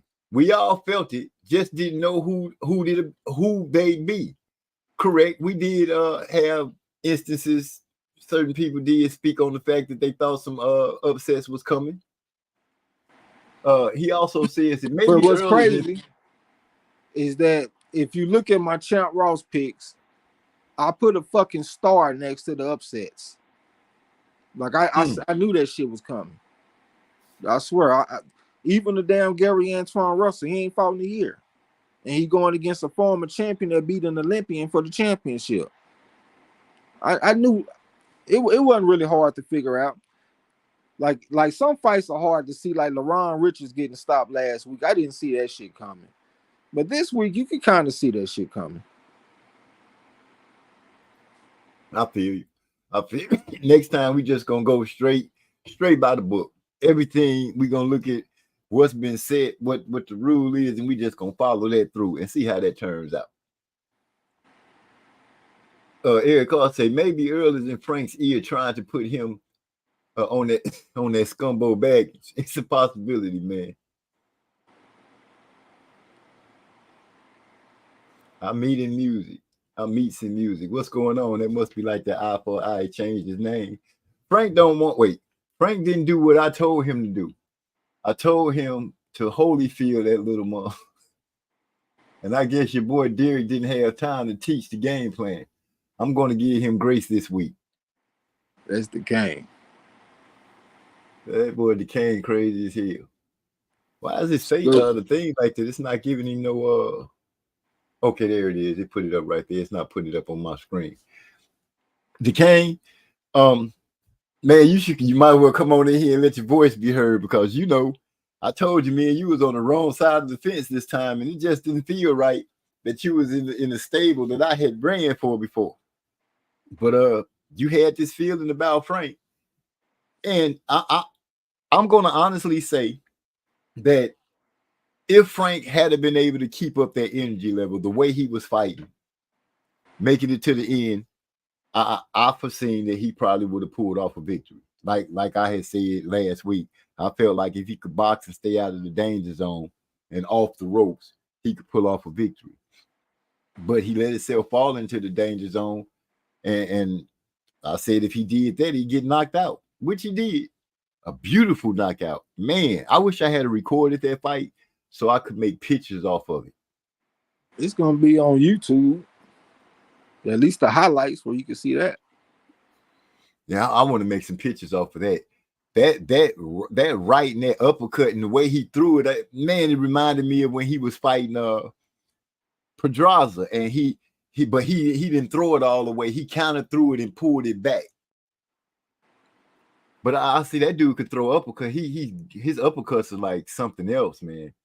His uppercuts are like something else. And then he started doing something that I kept hearing the guys talk about when I saw him Billy fight. He was like, if you want to like really get off on the southpaw, you got to step left and sweep right and throw that right. You got to step to his left and throw that right. Do not move to the right or you will be in trouble all the time. But he said it's like an unnatural move to him. I don't know, but when Billy did do it, it was terrible. And a couple of times, Tank had made, now I recognize what it is now. A couple of times, Tank had made that same kind of step and caught Frank. And Frank did too. He caught Tank with a couple of them too. But I think the biggest tale of is when they had that little detonation where they both threw a left and it seemed like they both connected. To me, that's where Frank personality and everything changed. They both landed a good shot, but it seemed like it shook him a little more than it did Tank. And I think what shook him about it was the fact that Tank, after they both did their little step back, it's like they got hit and they both stepped back and kind of shook it off. Tank immediately came forward again. And I think that's where Frank started breaking down totally. Tank had like a Billy Joe Canelo versus Billy Joe Saunders type of performance to me. The way he was putting that mental pressure on him and countering him to the body.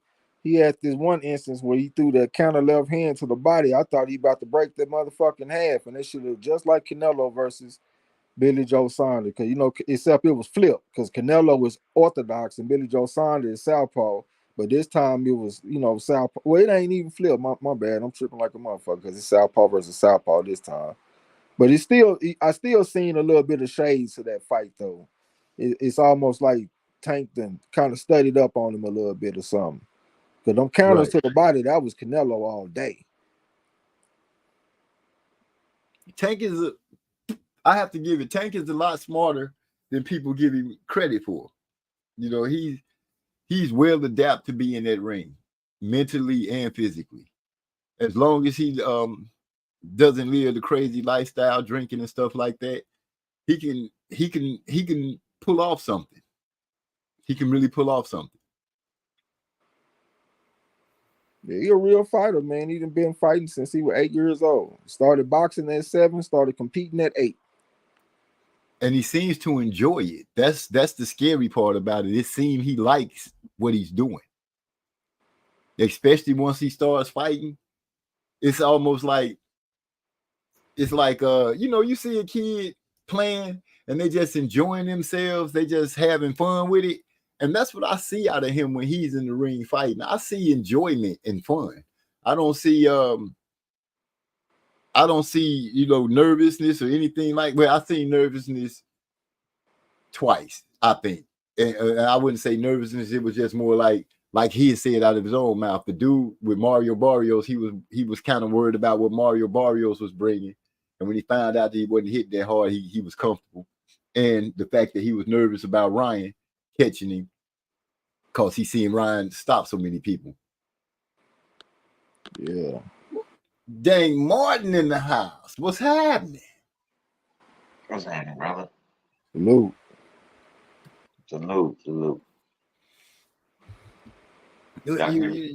Yeah, we hear you just fine. It seemed like you kind of hesitant on saying something. Yeah. No, I'm just speaking as I come in, brother. I just trying to make sure y'all can hear me. Yeah. Yeah, we hear you my fine. microphone and shit be going. Yeah. No, you ain't bringing the Thunder God with you this time. He learned how to fix that last time though.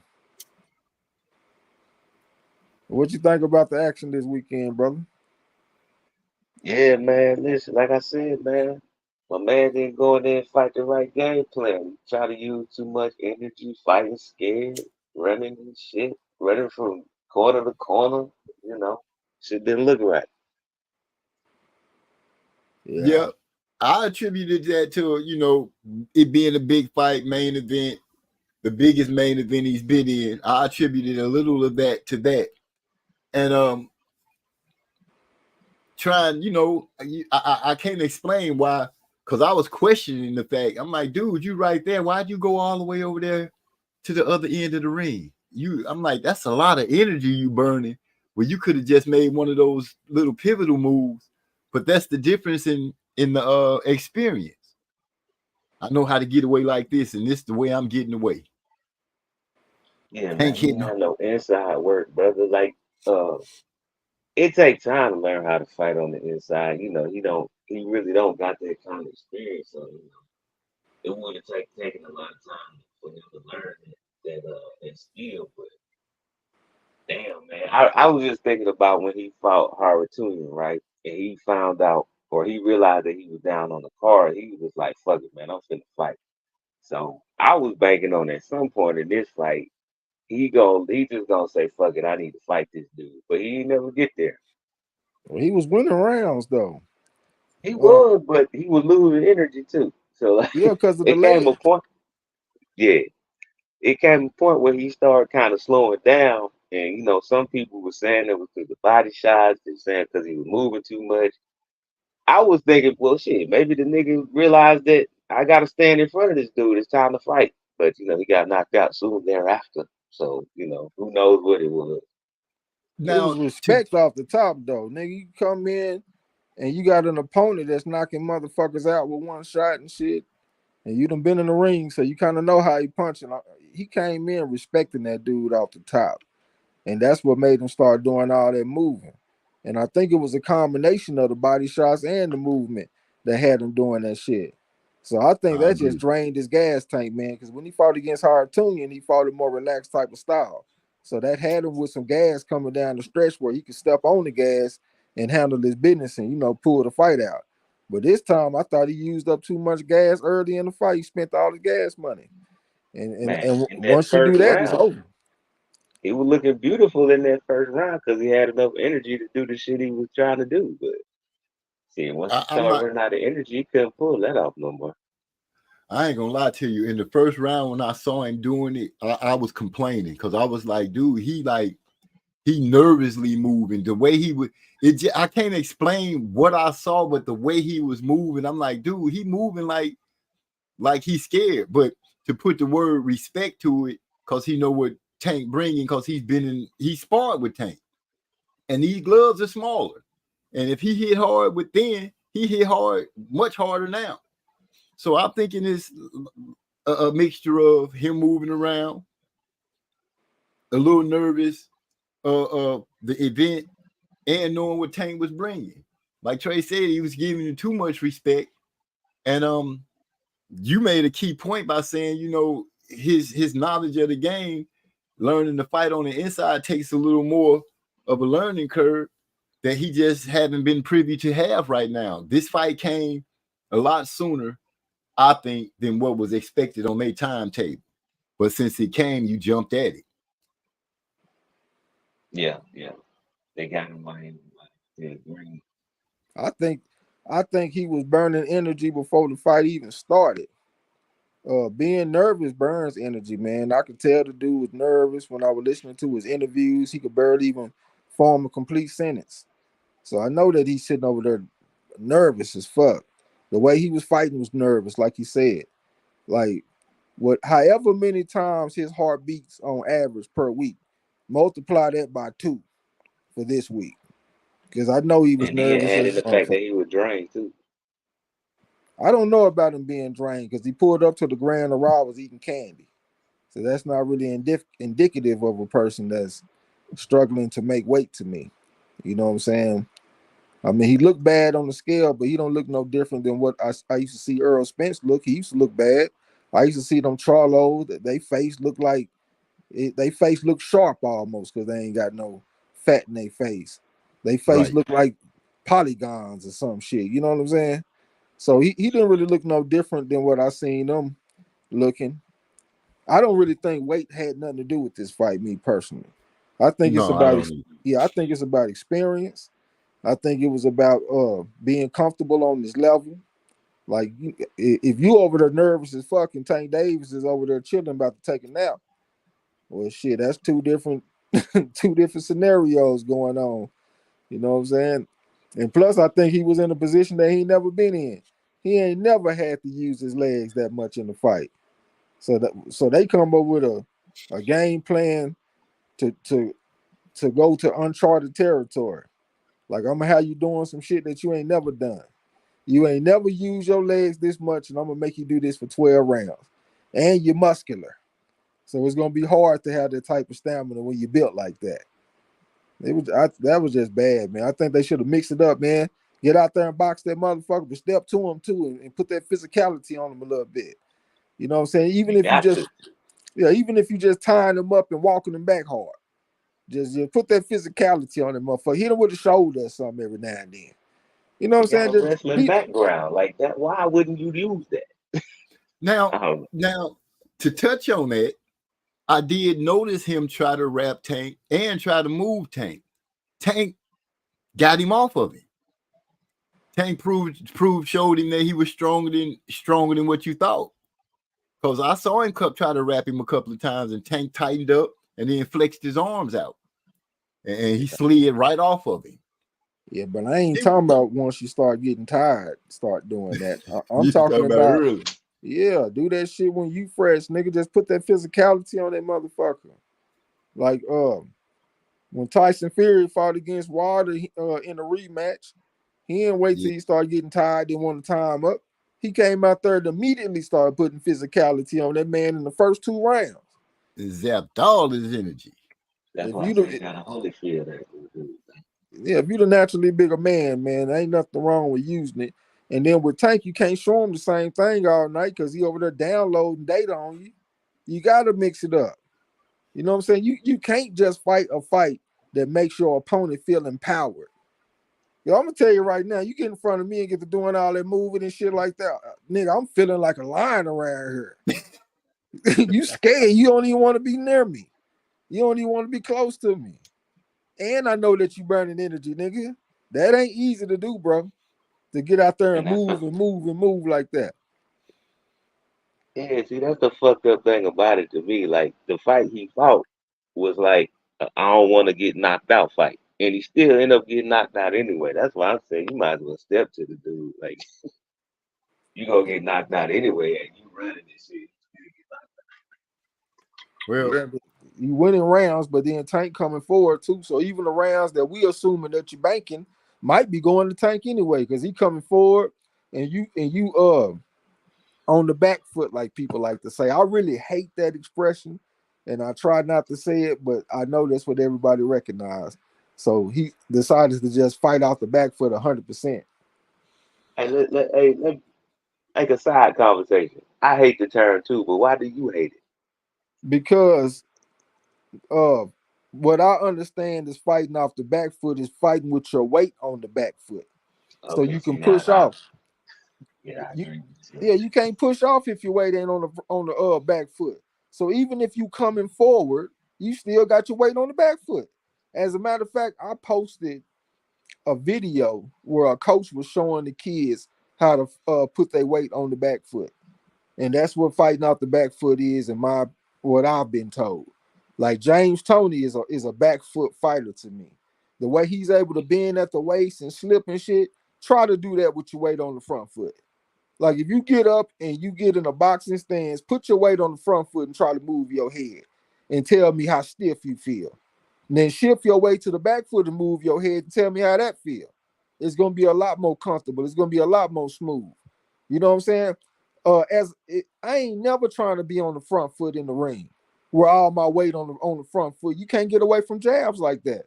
If you go back and look at Danny Jacobs, because he used to do this shit, he would put his weight on the front foot from the mid range, and he would get ate up by jabs, especially before the Triple G fight and the Triple G fight too. He was taking jabs from Golovkin. But if you got your weight on the back foot, like a Floyd Mayweather, James Toney, people like that, that's gonna help your defense off the top. You know what I'm saying? So for me, fighting on the back foot don't mean fighting on the outside. I'm talking Or about where moving is my backwards, weight, right? huh? Or moving backwards. Yeah, moving Because that's like back. more the right term.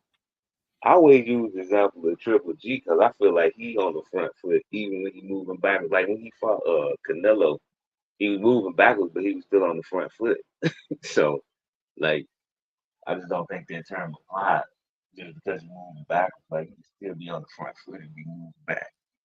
Yeah, kind of like Joe Louis too. Joe Louis was a fighter like that. He more like a front foot type of fighter. He ain't got his weight shifted on the back foot like a Sugar Ray Robinson or something like that. You know what I'm saying? So that's what I consider, man. Are you on where is your weight distributed? Is it on your front foot or is it on your back foot? You know what I'm saying? But that's just come from the old school coaches and shit I've been around. Like I said, I started out with Curtis Cokes and shit. That's why I don't call a looping right hand a right hook. Like when I hear people say you throw the right hook and he talking about an orthodox fighter, I automatically put a wedge between us, nigga. You new school. I had old school coaches. We don't call no looping right hand no fucking right hook. So it's a little bit of the lingo that I don't be agreeing with all the time, even though it's tomato, I guess.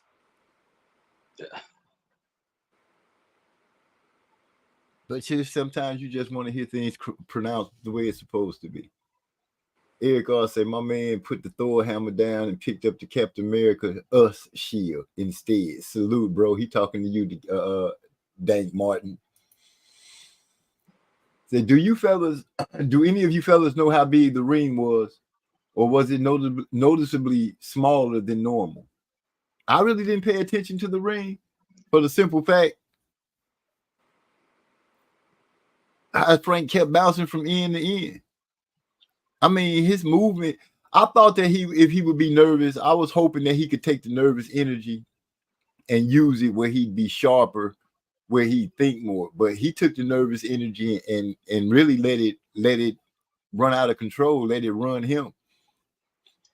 And when he slowed down, whether it be from the body shots and the movement, when he slowed down, he had some decent success.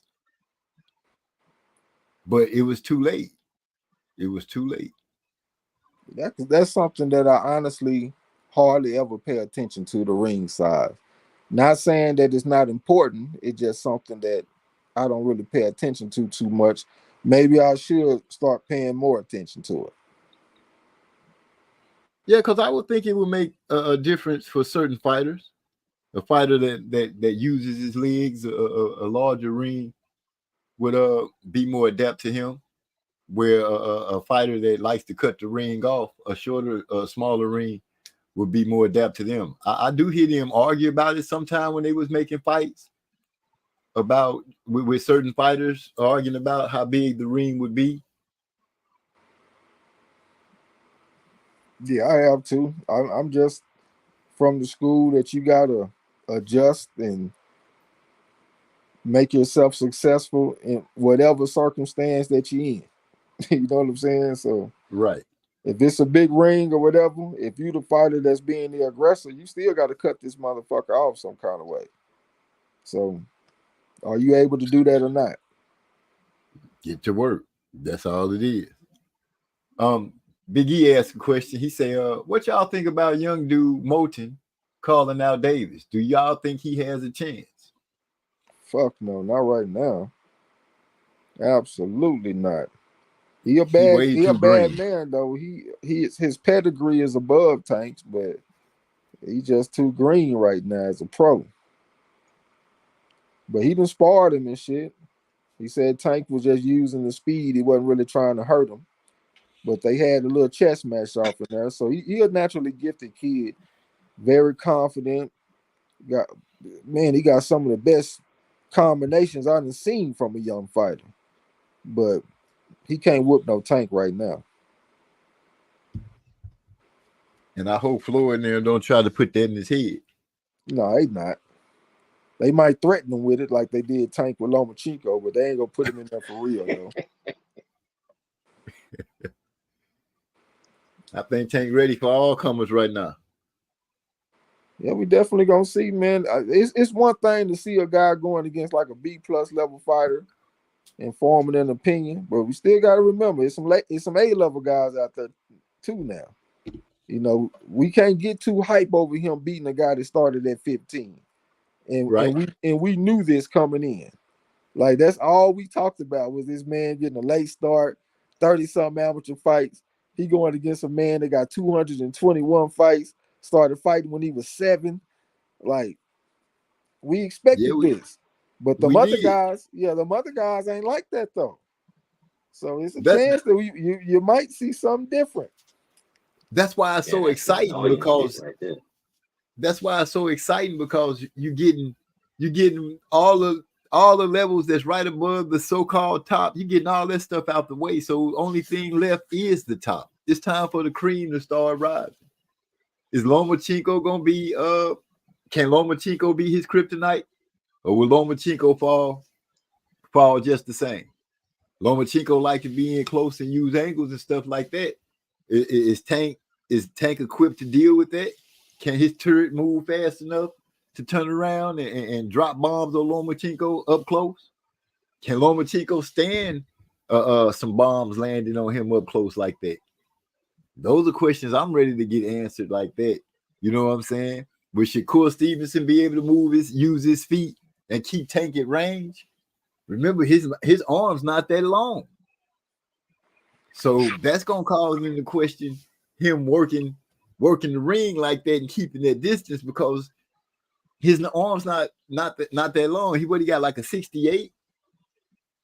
Yep. So Tank gonna be trying to be up in there. Once he get to taking those photographic pictures in his mind where he know you do certain things. If you slip up and come with that again, he gonna slip that and be up in you. Can Shakur make sure that he keep all that from happening?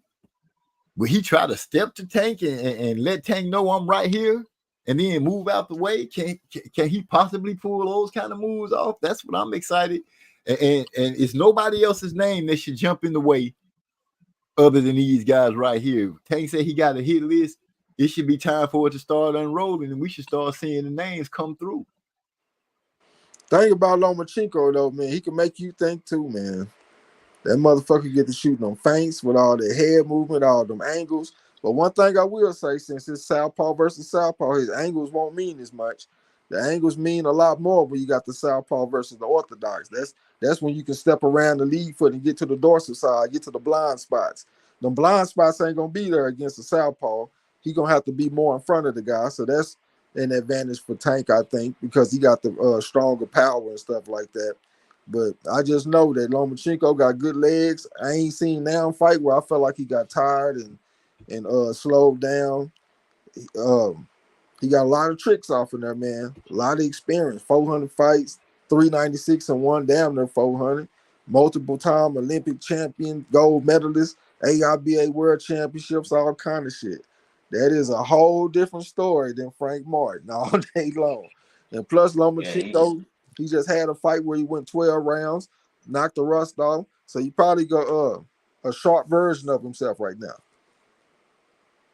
Okay. Yeah, and at his advanced age, I believe that's really Tank's best this thing in Tank field. The fact that that shit flipped over years. Thing is, man, Tank like to be economic. And like say for instance, when he was fighting Frank Martin, Frank backing up, so Tank getting time to get a look, see, you know what I'm saying? He getting time to think. Lomachenko don't give you that. So I mean, you're right. It's a very different fight, man. I don't think we ever seen Tank have to just constantly think in the ring like that with anybody. But one thing I will say though, Lomachenko has shown signs that if you got a lot of power, he will give you too much respect early, like when he fought against Teofimo Lopez. He I was went out just there thinking that. he gave the motherfucker the first 6 rounds because he was scared of that power. So if you're going against Tank, it is a chance that he'll go out there and avoid Tank for the first half of the fight before he decides to turn it on. And if he do that, he ain't gonna win the fight. Yeah, that's true too. It stands to be explosive. Like you said,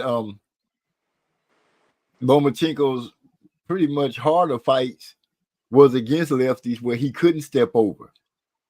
And that's gonna leave him open for a setup with an uppercut. I'm pretty sure that Tank will show him a lot of uppercuts in the fight. I'm almost willing to put change on it early that he would show that man a lot of uppercuts in that fight. Yeah, he's gonna have But to show I was thinking Lomachenko a lot of shit though. If Lomachenko died in, he's gonna have to show him a lot of shit because from what I've been seeing, Lomachenko done had the most problems when he fought the taller guys, like a Luke Campbell or Jorge Linares or something like that. When he fight the more shorter guys, he seemed to be pretty dialed in. Even when he quit being afraid of Teofimo in the second half of the fight, he was winning them rounds. You know what I'm saying? So that's something that I would be interested. Like, can a shorter fighter like Tank get a man a bunch of problems? Because I saw him against like a smaller southpaw in Rigondeaux. He pretty much dominated Rigondeaux. You know what I'm saying? So I'm gonna see how this shorter guy like Tank will do. Yeah, I give Tank justice because if he can step to Loma and apply pressure, not like Frank Martin pressure, but enough pressure to make Loma have to keep thinking. I'm thinking, this would be one of those fights, like you said, DeCane. We haven't seen Tank in the situation where he's thinking the whole fight. Loma does throw a lot of feints in angles. The angle situation as far as being able to throw punches will change a little bit. Probably a lot, because I don't think he'll be trying to put himself in danger by trying to step over and getting himself caught up in any way. They both can fight on decently. They can both fight on the inside. Tank loves to throw punches on the inside. I don't know, man. That one would be the high chest match that we probably want to see. If Loma can take it all the way to the end, you know, he probably can pull it off with his style and everything. He probably can pull it off, but that's a big if. Or Tank might be the first person to stop him. One thing I will say though, them goddamn Ukrainians are hot right now, man. They are hot right now. They fighting for their country. Motherfucker like Lomachenko, Barenchik, the dude that went out there and beat Navarrete, Serhii Boychuk. They got this other heavyweight. I think his last name Lapin or something like that. Very talented guy. He ain't got a bunch of knockouts, but he went out there and knocked the motherfucker out in his last fight and fucked off our money. Them Ukrainians, they hot right now, man. So that's a pretty stacked deck to go against, man, with all that amateur background, all that camaraderie, and they fighting for a cause bigger than themselves and all that kind of shit. I think that will be an outstanding fight, man. I really do. I can see it. It'll be a boxing fans a feast. That would be a feast of a fight right there. And the spectators will be polarized. I'm pretty sure half the people will pick Tank and half the people will pick Lomachenko. Oh yeah, probably as they say, the mainstream boxing to go straight to Lomachenko. It'll be their time to hurry up and switch over. Among racial lines. Yeah. Speak up. We didn't hit it. I said the casual fans will be divided among racial lines. Yeah, for sure. But you know that's part of boxing, man. Since 1789, when Richard Humphreys fought Daniel Mendoza, that's part of the game. But it'll definitely be a polarizing fight, though. Now, I mentioned you saying that the Ukrainian fighters, you know, you mentioned all the things that they fighting for. And I just sit back and I think, what is Tank fighting for? Tank just want to be the star. And he really wants that. And that's what these guys have to realize, that they trying to ask him from or take him to keep him from getting to. When I think about him saying he cried at that Floyd Mayweather fight because he wanted what it was that Floyd was gaining that night. He wants that. And I think with that in his mind, that he gonna be hard to beat if that's what he living by. If that's what's driving him. How did I not mention Usyk?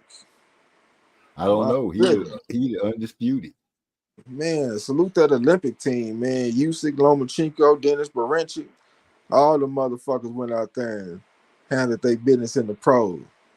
4.5s and up, bona fide fives in the amateurs and all that shit. Go to the pros and win championships and shit like that. If they was American, nigga, that'll be one of the biggest Olympic teams that we done had recently. Well, since they're in the Ukraine, I guess we don't give a fuck. But I do. Salute to them motherfuckers, man.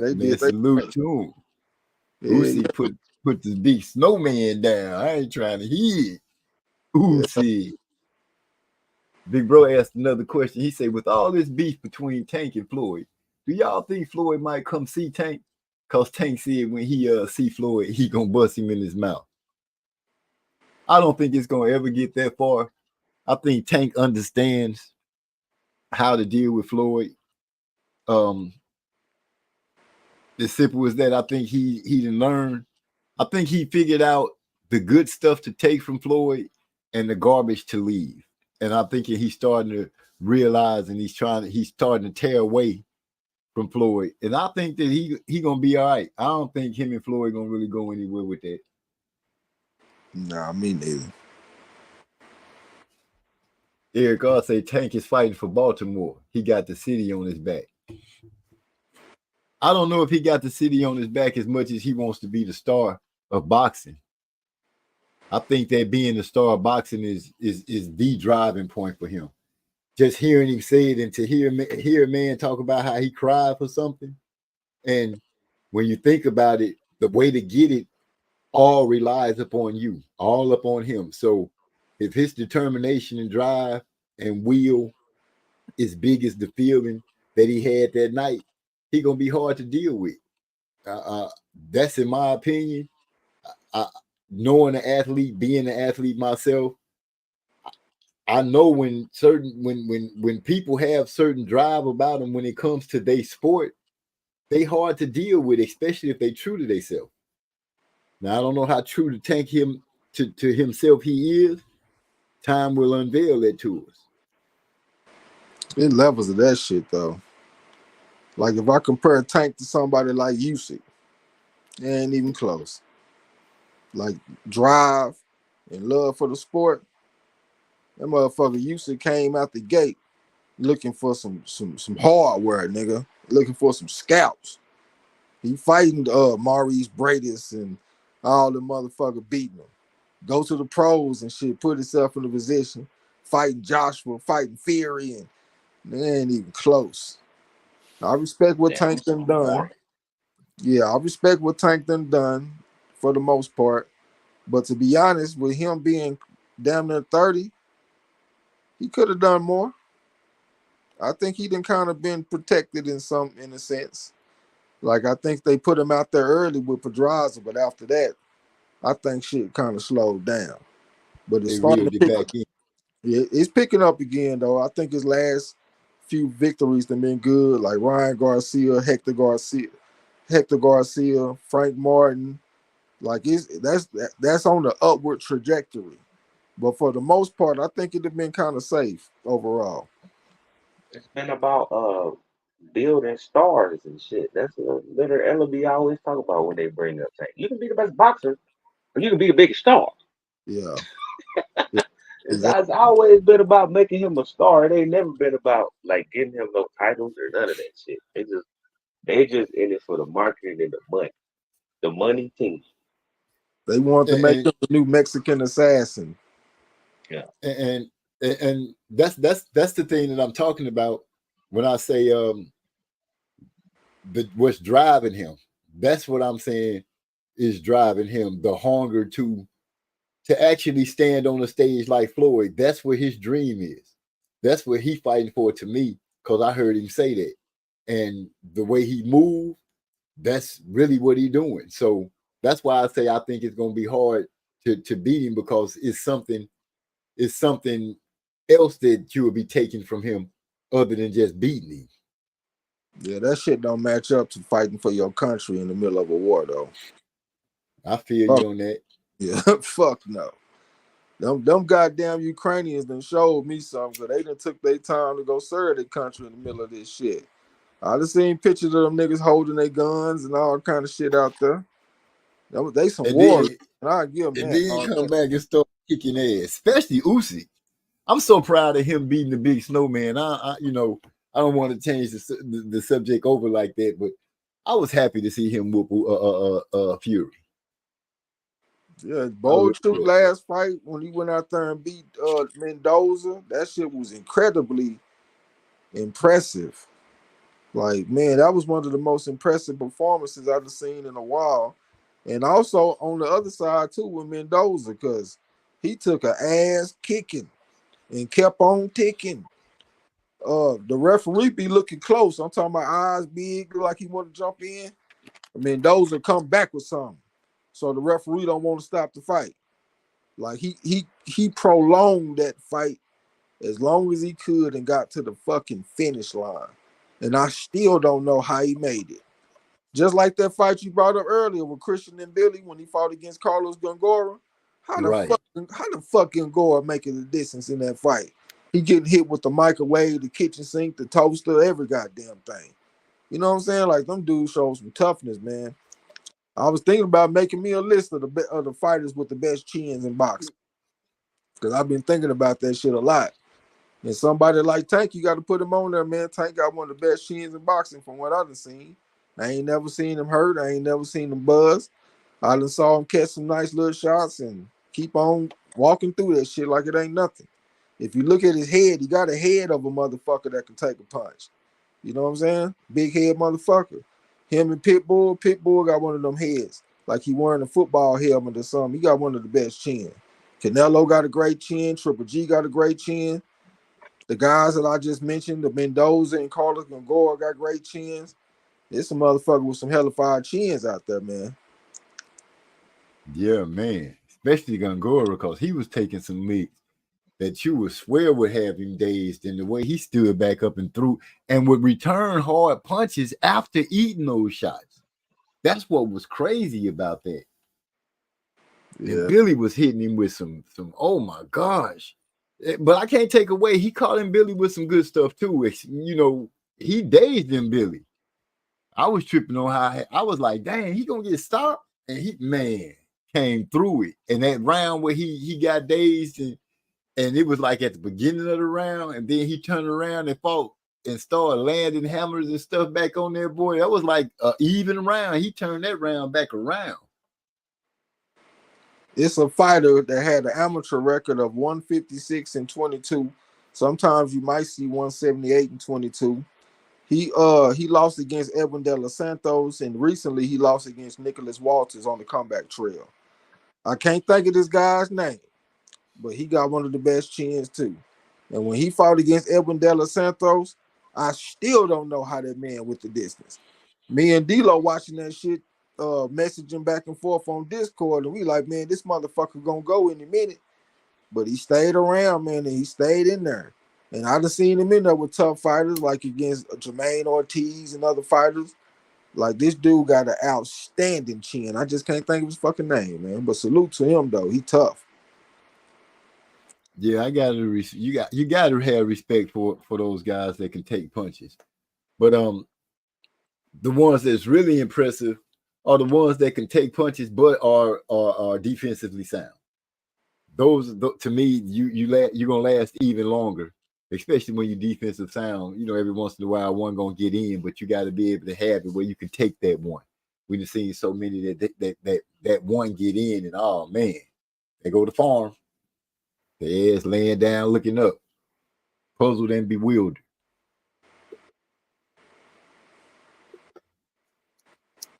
I cannot do name for shit. It's probably right on the tip of your tongue. I see his face in my mind. He Puerto Rican. Got a little short taper fade haircut. Like I said, he done been in there with Jermaine Ortiz, Nicholas Walters, Edwin De Los Santos, and some more fighters. That's just off the top of my head. As a matter of fact, he beat this Argentinian fighter and won us some money. What the fuck is that dude's name, man? It might come to me. Fuck it, I ain't gonna hold up the show for it. If it come, it come. If it don't, you know. You hit us with the record. You gave us the stats. They can look that up. Man. Shakur, when is his fight? Cause dang, it seems like we've been waiting a long time. I think it's next month, like 13th or something like that. Yeah, I'm ready to see what he gonna bring to the table and how he gonna look. And I'm wondering what Devin Haney is, what his plan is. Because he had the nerve to tweet the Gary Anton that Mr. Russell was just straight trash. He fighting Sandy Martin next. The matchroom didn't even bid on. But Shakur Stevenson fight is on the 6th. Next month. Yeah, Devin just needs to chill right now. He don't need to be tall and nobody trash. But at the same time, Gary Antoine Russell, he called Puello Basura. And I never heard him disrespect an opponent before. That was my first time hearing him say some shit like that. And I promise I had a bad feeling when he did that. Because a lot of these fighters that's been talking shit before they fights been losing. Like Ergovich talking to Daniel Dubois, I'm going to smash him and all that shit. Went out there and got his ass stopped, of all things. Preacher JG in the house. How you doing? I think he answering your question. The name that you're looking for is Oscar Valdez. No, not Valdez. Okay. No. Valdez a bad motherfucker. 201 amateur fights as an Olympian and all that stuff. We respect Valdez. He got a good chin too. Valdez is tough, but no, not Valdez though. God damn, what's that dude's name, man? Shoot. I'm gonna go look it up real quick. Okay. So dang Martin. Was the fight what you wanted it to be? Because I'm sure you figured Frank wasn't gonna take it to the end. I mean, I didn't really have no desired effect or desired outcome. Like, you know what I'm saying? I was just You on just here, wanted you a good know. fight. Yeah, man. You know, like I said on here, man, y'all, I get to play devil's advocate, have a little argument here and there, cause y'all, I ain't on Champ Ross. You know what I'm saying? If I was on Champ Ross, y'all would be like, "Well, nigga, you pick Tank. How you gonna argue for?" So, you know, I I can feel do you. that. I feel you 100%. Say what up, preacher JG. The dude Shoot, I'm talking about is Joseph Adorno, man. He is Fedorno. one. He is one of the toughest fighters in boxing. He 18-4. He got a few 18-4-2. His losses came to Nicholas Walters. He let me down on that one because I picked him to beat Walters, and he went out there and lost by UD. But he lost to Edwin De Los Santos. He lost to Elvis Rodriguez. That's that tough ass Dominican. The Yeah. the Argentinian fighter that he won the bet for us was against Hugo Alberto Rodon. So salute to him for that. He took a loss against Michelle Rivera, the fake Trinidad Muhammad Ali. Jermaine Ortiz, he fought a draw. And he also fought a draw against some dude named Hector Garcia Montes. I don't know nothing about him. But he done been in there with some good fighters and shit, man. And he ain't never been stopped. I done seen him get knocked down and get back up. He just a fucking G in that ring. Like when he fought against De Los Santos, De Los Santos had either the second or third best performance of the year behind Terrence Crawford over Earl Spence. That's how good his performance was against Adorno. He won every round. The judges had it 100-90. He won every round, beat the brakes off Adorno. But Adorno just kept on getting off the stool, man. And his coaches kind of looked like they wanted to stop the fight. And he was like, nah, fuck that. We ain't stopping shit. And he went out there and went the distance. I couldn't do nothing but tip my hat to that motherfucker. Shoot, when you got them coming like that, what can you say but man? He only Amazing. 25 too. He a young dude. Yeah, he's If young, he get but he an old 25 though because of the type of fights that he done been in already. the punishment that he takes, that can't be good. That can't be good for down the road. He Got come to with switch. he brings some heat too now. I know he just kind of slow. But if he catch you with that shit, it ain't gonna feel good. Like Jermaine Ortiz, he dropped him twice. That's how he got a draw. Because Jermaine Ortiz was winning the majority of the rounds. They only fought 8 rounds.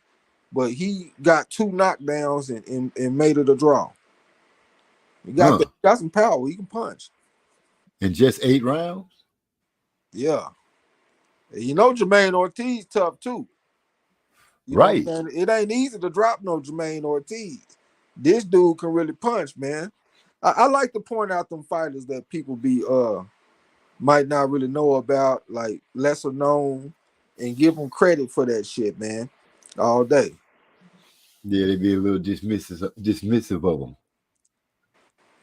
Yeah, we got a But they good get fight this weekend with that goddamn Troy Osley got a good fight this weekend. His opponent is a national champion, 3.5. He took a loss to this guy named Joe Sean James that I posted in the Discord. He one of the most underrated fighters in boxing. I think his last fight he scored a decision win over Von Alexander. You know how tough he is. You know what I'm saying? But the guy, he's a Mexican. I just can't think of his fucking name. But he fight against Troy Osley. They got Troy Osley around a 3-1 favorite in the fight, depending on what sports book that you look at. That's definitely a fight we might have to get us a bet in, man. If they got a reasonable price for the fight to go the distance. okay. Sound like a winner to me. We also got another good fight with Supernova, Abraham Nova. He fighting against Andres Cortez. That's gonna be a hell of a fight.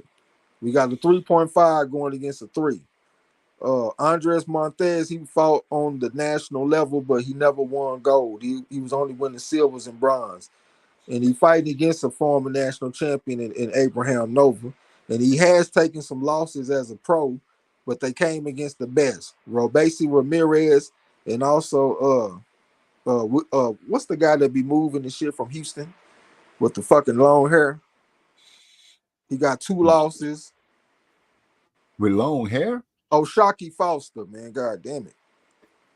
Yeah, his losses came against Oshaki Foster and Robesi Ramirez. So he only lost against the cream of the crop. So that should be he bringing Are you the talking about truth. Abraham Nova? Yeah, Supernova.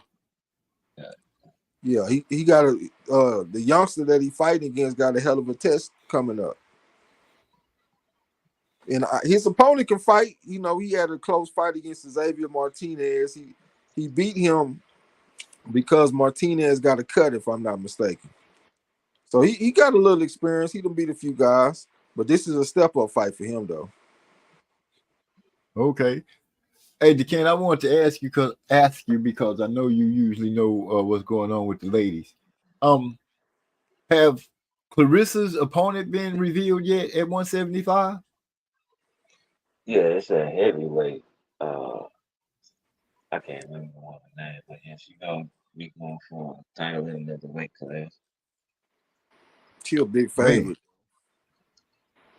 She fight against a woman that have been knocked out before, and that's hard to do with women. So she probably Who gonna. knocked her out?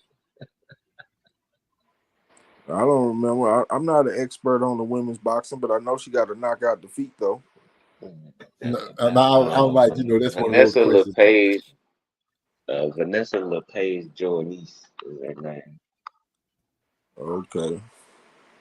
So look, they fighting for a vacant light heavyweight title, and then there's a heavyweight title on the line too. So they fight for light heavy and heavy titles. That's crazy. Yeah, I was just how you do that. It ain't no women up there, you know what I'm saying? Yeah, they ain't that like, big. might as well just throw all the titles.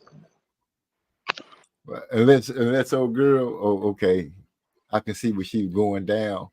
Is she holding one of the belts or both of the belts are vacant?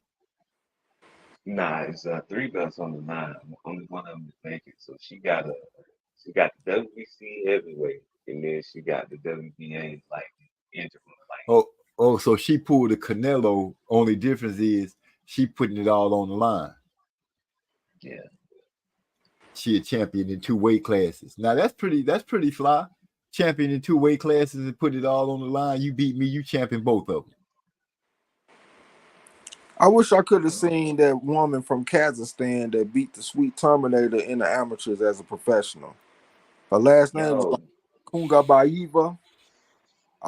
She seemed kind of big too. It looked like she could have been a heavyweight, maybe. Like she could have developed into one, maybe. But she seemed like she had some good size on her, man. I wish I could have seen her as a pro. Hey, you know, you said old girl got knocked out, right? The one that Clarissa for the fight. Guess who she got knocked out by? Who?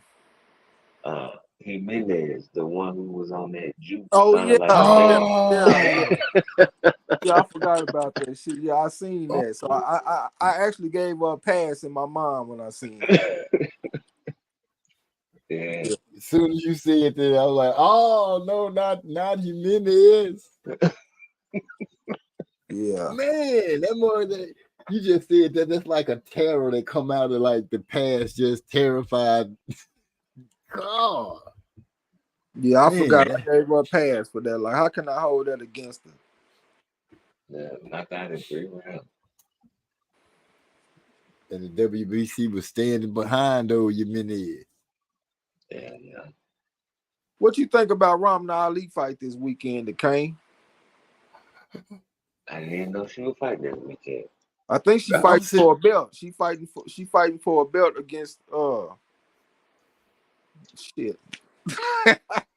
Man, I need to quit smoking weed. I was thinking about betting on Ramla, man.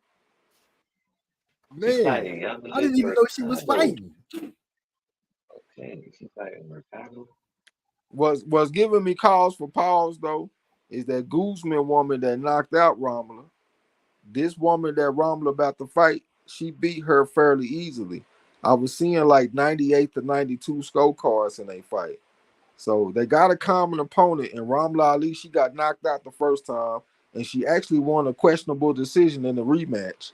And now she going against a woman that easily beat the woman that she struggled with.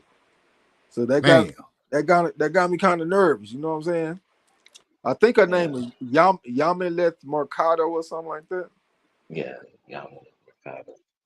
Yeah, I know of her, but I'm not super familiar with her fight style.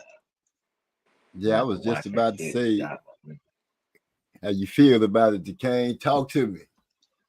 I actually looked the woman up, but they was talking Spanish, and I couldn't tell who was who. I couldn't tell who the fuck she was. And both the women looked tough. They was coming and fighting. But if she's the one that I think she was, she kind of talented. Like she done took some losses and stuff, but she got some talent though for sure. And I can see why she beat Guzman. Right. Dang, I did not know wrong. I'm sure that's a nice look up for the weekend. I think the politics might be in play though, because Matchroom seems to really have a liking for Romulo Ali. Because like I said, they gave her the immediate rematch against Guzman, and I actually thought Guzman won the rematch, but they gave it to Romulo Ali. She had a nice little jab working, and she would land the right hands from time to time, but I thought she was outworked, man. Her opponent was coming with some heat upstairs and downstairs, and I thought she probably should have won that fight. So it seemed like the politics are in favor of Romulo. So I was thinking about making a bet on this shit based on the politics alone. And plus, Romulo Ali is an Olympian and shit. Let's not take that away from her. You know what I'm saying? She had a deep amateur background, the kind of stuff I like. So she's a quality fighter. I'm just not sure about this level that she on as far as her toughness. Because the women that's around her, the Guzman and Marcelo, Mercado and stuff, them motherfuckers tough. Yeah, Throwing Mercado she went to discus with Serrano. You know that ain't easy, nigga. That's all you need to know. Right. Shit. She done went the distance against fucking Amanda Serrano that's knocking out women. Yeah. Yeah, Romulo, I think she got her work cut out for her this weekend. You know what I'm saying? We might have to keep our money in our pocket. Yeah, but I'm gonna still watch it though. And I'm gonna give her the benefit of the doubt and say, prior to old girl knocking out, she was doing her thing pretty well. She got caught with one she didn't see coming, but she also got caught a few times in that fight. It was like every punch that was landing on her, that girl was just super strong for her. I don't know what she did to correct the ship. She fought a much better fight the second fight. I felt like it was close. I wasn't mad that they gave her the win, though. I ain't gonna even lie to you. I wasn't mad that they gave her the win. But hopefully she's prepared and she watched film and she ready for old girl. Maybe she learned in the previous fight against Guzman. But you did say that this girl beat Guzman easy, not wanting to do the triangle theory. But it does play in your mind. Hey, she walked through old girl. You know what old girl did to you, type thing. But I can't wait to see the fight. In that rematch, though, a lot of people thought that the opponent Guzman won. If you look at the scoring of the fans on BoxRec, if I'm not mistaken, they scored it a draw. So it seemed like majority of the spectators that I done came across, like as far as the comments go, they seem to be in favor of either a draw or a win for Guzman in both fights. Dang. Yeah, glad that the judges the only ones that count. What you say, DK? I said, Mercado, she's not scared to bang with you. I know Ralph ain't gonna bang. She's gonna be out there trying to keep her at the end of the jab. Yeah, trying to box. Romulo ain't young as I thought either. She 34 years old already. I ain't even realized that shit. I thought she was about 26 or something. She look young. Yeah, she looked young. She got that baby face. She got that young look. She just hit her prime then, if that's the case. She right at prime time. 34, nigga, that's the end of your prime. For real. And with the women, man, you can't just assume that they gonna go out there and whoop ass, because when they're a little bit older and they done been in the amateurs for a long time, they'll let you down. I'm thinking about that one woman that beat Franchon Cruz in the amateurs. She beat her at the Pan American Games. She lost 2 fights in the pros to that woman from Belgium, I want to say. And you think about that sexual crime. Mary Spencer. Mary Spencer, yeah, she came to the game a little older and she was losing. What's that woman that was beating her, bro? Femke Herman. Femke Hermans? Yeah, Femke Herman. Yeah, she jumped right there on the ass, putting combinations on her, man. So yeah, when they get older, man, you got to start taking a look. I feel you. I know the girls got a couple of anomalies in their midst, because you know those 2 grandmamas that be out there fighting. What was that lady 43 that had a belt?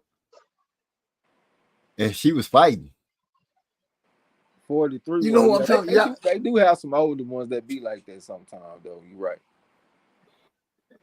So, and she had energy through the whole fight.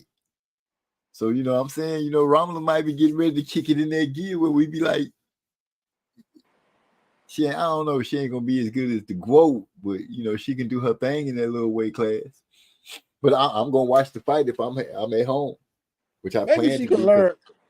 Yeah, maybe she can learn from an experience like that. It kind of got me thinking about this. I want to say Sandy Ryan, that woman that she had a loss early, and then I think they put up against the woman I be comparing to Joe Frazier. God damn, man, I can't never think everybody's name. And I know exactly who you're talking about when you said you compare to Joe Frazier. She trained. The woman that got outboxed by the woman that beat Katie Taylor. What's the name of the woman that beat Katie Taylor? Delphine Pursoon. No, I mean, not Pursoon. Oh, you talking about Chantel Cameron? Chantel Cameron beat this woman. What's the woman that she beat? She went out there and outboxed her, and she was the underdog. Oh, you talking about Jessica McCaskill? Jessica McCaskill. Yeah, that's who I was trying to say. Did Sandy Ryan fight her? Sandy Ryan. Yeah. They gave her a damn draw when she should have won. Yeah, I thought she got fucked over. But since then, I think she came back with something and got a nice win, right? Yeah, so she faced some adversity early, because I know the first woman beat her, then she came back and beat her in the rematch. Then they put in there with McCaskill, and that was a draw. And then she came back the next fight and got a nice win. Yeah. I was all in the wrong. Go ahead. Yeah, I'm just saying I like Sandy Ryan, man. She can fight like a motherfucker to me. She came out there and beat Terry Harper. That's the fight that I was talking about. That's the nice win that she got, Terry Harper. Yeah. There we go. Stopped her ass too. Yeah, she whooped her ass out there. And Terry Harper ain't no slouch. Now, I don't know if y'all see me, but Terry Harper talking about going back down to 135 now. Nah, she need to leave that alone. Yep. And then Taylor Mayer was like, that ain't no good idea, because you're going to have to lose muscle. Yeah, she already got her ass knocked out by Bone going away down there. At 130, yeah. Maybe she can go 140 or something. Where's she at now? 47? 54? And she talking about going to 135? Well, she just lost to Sandy Ryan at 147. Oh, okay. Still, she talking about going down 2 weight classes? How long has she been up at 147 up in that area? When did she move up there? I'm thinking like 2020. Then she moved up to fight Cecilia Brækhus at 54. It beat her. She moved up in 2022 to fight Hannah Rankin. Oh, yeah, Rankin. There we go. She was at She was at 130. She got knocked out by Baumgartner in 2021. Then she went to 135 and won a little fight. 2022. Later in 2022, she went up to 154 and beat Anna. Yeah. Damn. That's some hell of a jumping. But she That's did how- her thing. She's starting to get her ass whooped now, though. Now she want to go back down. Yeah. Ain't no shame in losing to Sandy Ryan, though. She very talented. She got one of the deepest amateur backgrounds out the women. Ain't no shame. No.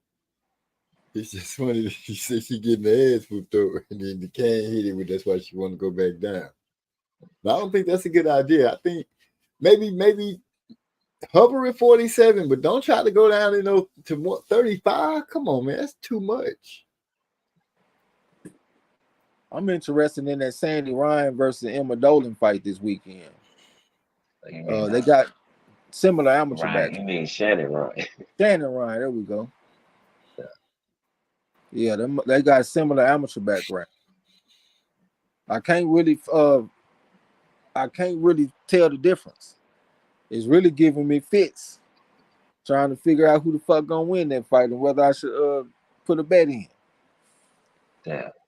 I mean, I would bet on Ryan just because I don't know the quickness of them hands. I just think she gonna be catching Dolan with some shit. But Dolan gonna fight you though.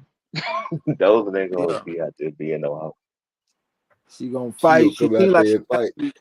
Yeah, she seemed naturally bigger, taller, and she seemed like she got a mean streak. Like she throw a lot of, like she gonna get in there and rumble with you a little bit.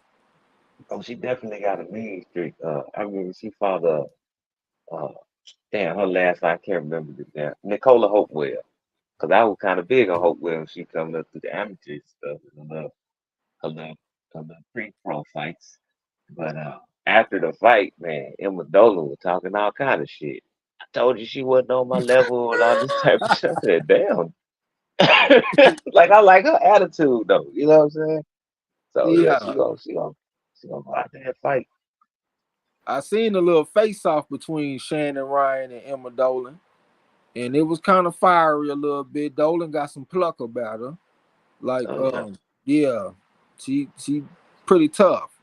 I'm looking forward to that one. Yeah, even if I don't bet on it, I can't wait to watch that one. Yeah, I'm definitely gonna see that. That's my fight of the weekend. I got to see that. Yeah. You gonna have the barbecue ready?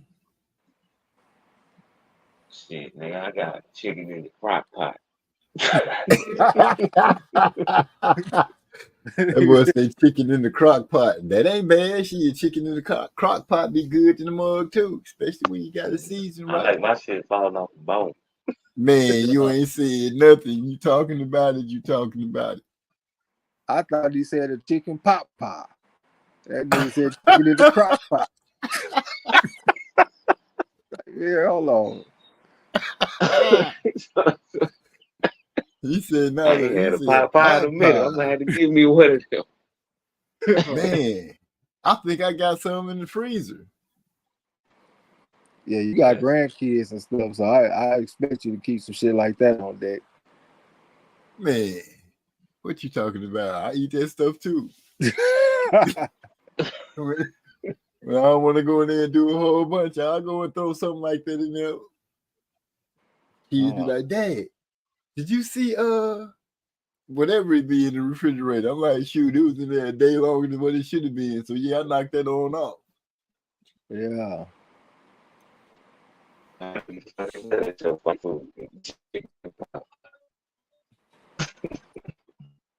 think you were waking up a little bit. What'd you say, bro?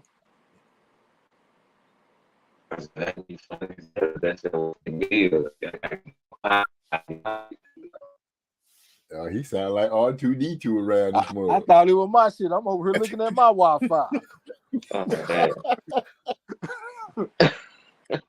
Shoot, I'm like, we in Star Wars around this morning when R2D2 get in the camp. Yeah, I'm over here trying to steal my. Go ahead and try it one more time, Space Cadet. I said, damn, we back on that now. Okay, there you go. I can hear you now. You sound all right. Back. Now, what was the point? Yeah, you back. You back, baby. Come on with it. No, I just say that'd be funny as hell if that's your fight day food. Like, I gotta get my pot pie these fights. Yeah. Yeah, for real. So you say your fight of the week is Shannon Ryan versus Emma Dolan. My fight of the week is going to be. Go ahead. No, I was just gonna say that might be the only fight I watch as far as what I know is coming on. But you about to give me another. Oh yeah, I gotta check her out too. Yeah. Don't do Romulo. Also, make sure you check out the Supernova fight against Andres Cortez. But for me, the fight of the week for me is going to be Troy Osley versus Javier Martinez. That is a 4.5 versus a 3.5. So I'm looking forward to that. Also, a lesser known fight, Tyler Denny versus Felix Cash. Felix Cash is very talented, got a deep amateur background, but his activity ain't worth a fuck. He ain't fought since 2022. But he done fought a couple of guys, though, some tough guys and stuff. If I'm not mistaken, he might got a win over Von Alexander. Or maybe he had to pull out that fight or some shit like that. But he can fight a little bit, though. That's going to be a good one. This Lewis Crocker versus Conor Walker, that's going to be a good fight, too. You know what I'm saying? Conor Walker, tough as a motherfucker. He say he coming for the upset. He ain't playing. Lewis Crocker, he talented fighter. Deep amateur background. I think he come from Ireland or some shit like that, but he can fight, though. Those gonna be some good fights, but most definitely make sure. Oh yeah, I forgot Rafael Espinosa fight this weekend too. That's the guy that got the upset over Robesi Ramirez. He an emergency fighter. He making his first title defense this weekend. He should get a knockout though. He fight against a dude that got stopped in 2 rounds by Mauricio Lara. So I'm trying to see if he can outshine Lara against this guy. But that's gonna be one to check out too, man. They got a cool little ESPN card. They got a DAZN card. So it's a slow week, but it's a couple of decent fights though. Right. Wait, right. Not fighting this weekend. She's fighting next weekend. But that's okay. I still got the fights that you guys were talking about tonight.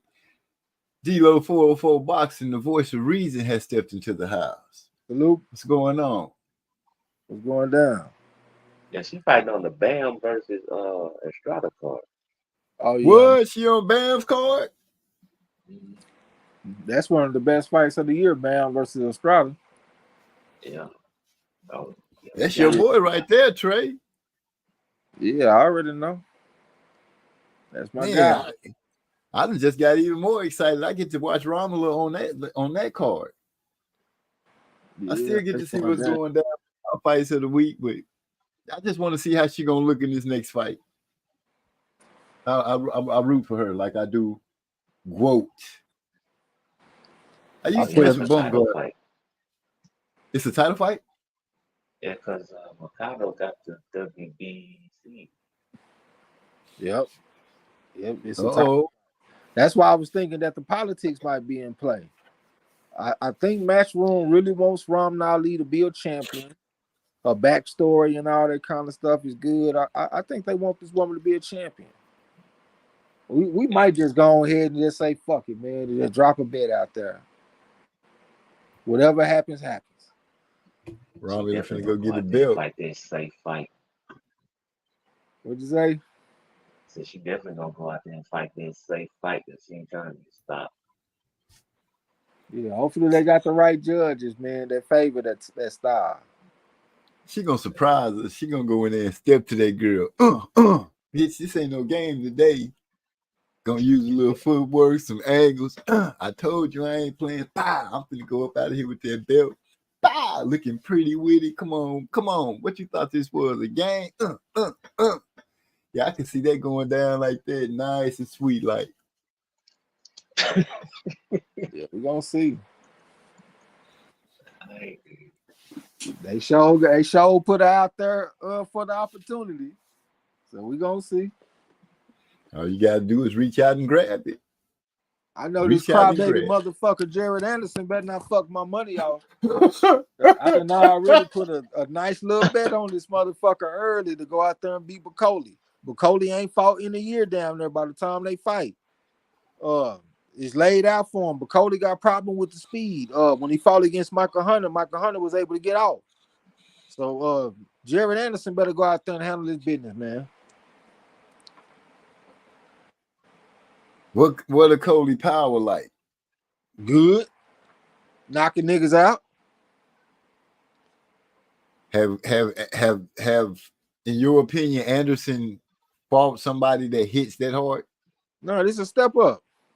Yeah, this is a step up, man. Bacoli he been beating some pretty decent guys. He beat Tony Yoka. I want to say he beat Sergey Kuzman. I might be wrong. I think he did though. Those are two people with deep amateur background.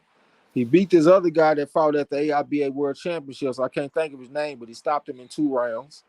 I want to say he beat the guy that also beat Tony Yoka, the journeyman. I think he got like 4 knockout losses. I can't think of his name, but he a tough journeyman though. He come fight like a motherfucker. Cody got some decent wins up under his belt, man. Okay, I'm just asking.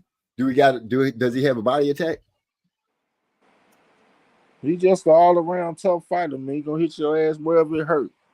Okay, I was asking because I was just wondering how much of a test and a chance will this give us to see if Anderson gets hit, how he reacts.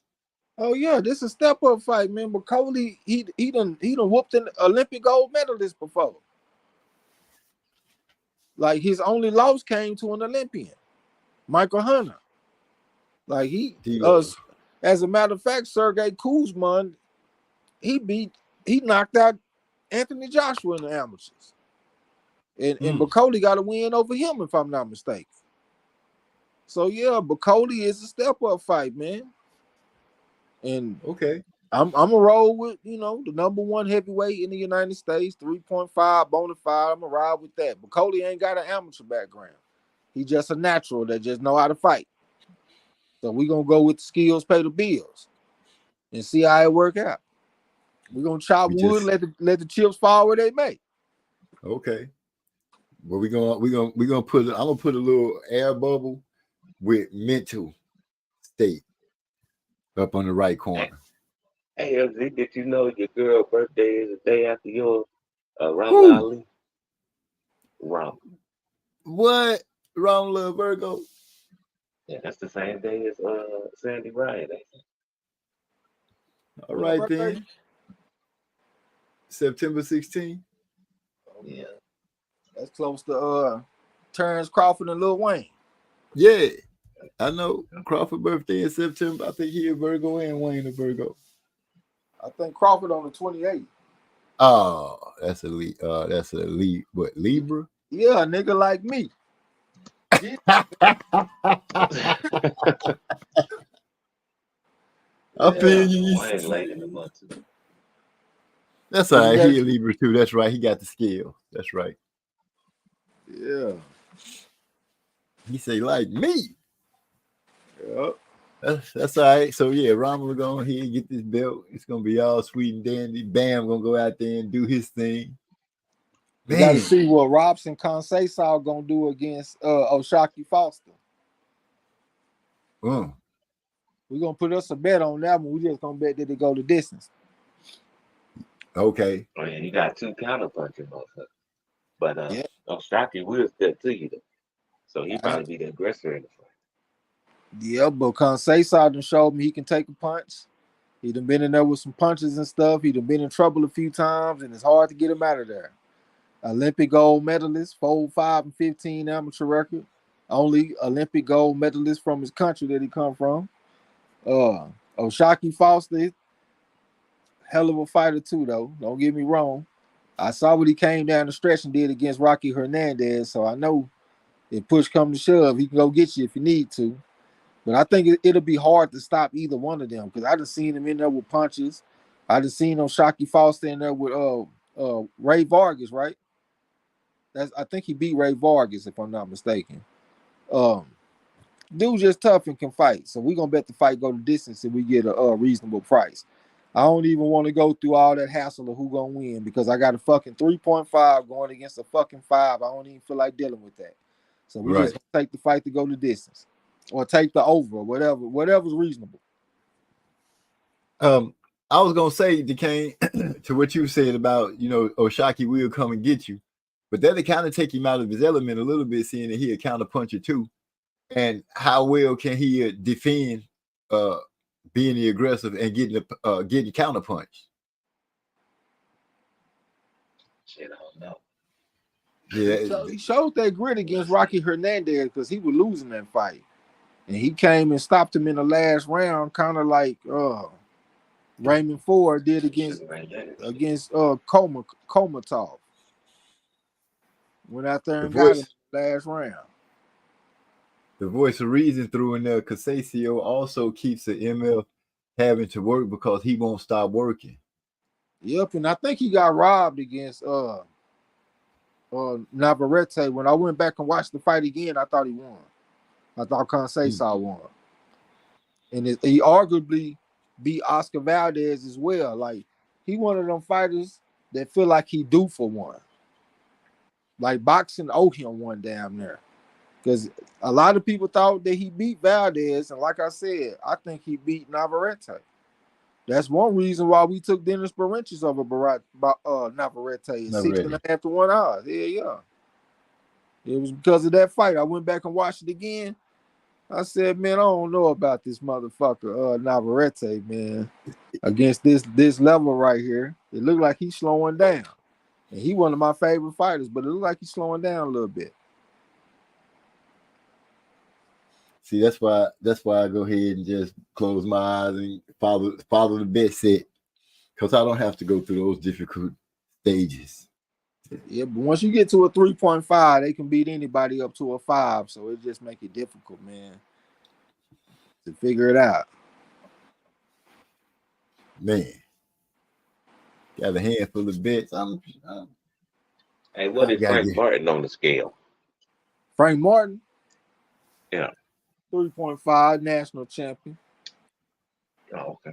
Yep, national champion. He came. It's just that, you know, inexperience misserved him. That's all. Yeah. Yeah, the scale don't really take into account when you started and stuff like that. It's just about your accomplishment that you reach. So I guess some people, like maybe an Antonio Tarver or even a Frank Martin, they be old as hell whooping on kids and shit. Maybe the scale to give guys like that too much credit. You know what I'm saying? And if you somebody that's whooping ass when you're 18, 19, and you're whooping 20, 28-year-old men and shit, like Keyshawn Davis and Shakur Stevenson, we might need to give them more credit there. Yeah, we gotta hit 3.5 with the late start, 3.5 start at 6. Yeah. Okay. I see some amendments taking place. D'Lo say, yeah, he is a case of a fighter that the money and politics aren't behind. So he can't seem to get the nod versus the name guys, but they keep bringing him back. Same thing as the guy who just got KO'd just KO'd him.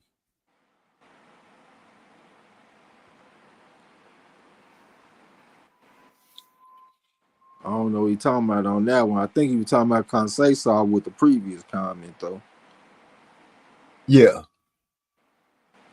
Maybe he got it all of that go together. He put it up a little spread out. I would like to see Conceição get the victory and retire. That's what I would like to see. Get his win and say, nah, bitches, I'm out. Drop the mic. Drop the mic, man, because I don't think he got a lot left. They always say that the great fighters got one great performance left. Maybe his great performance was his last fight against Navarrete, and he should have won.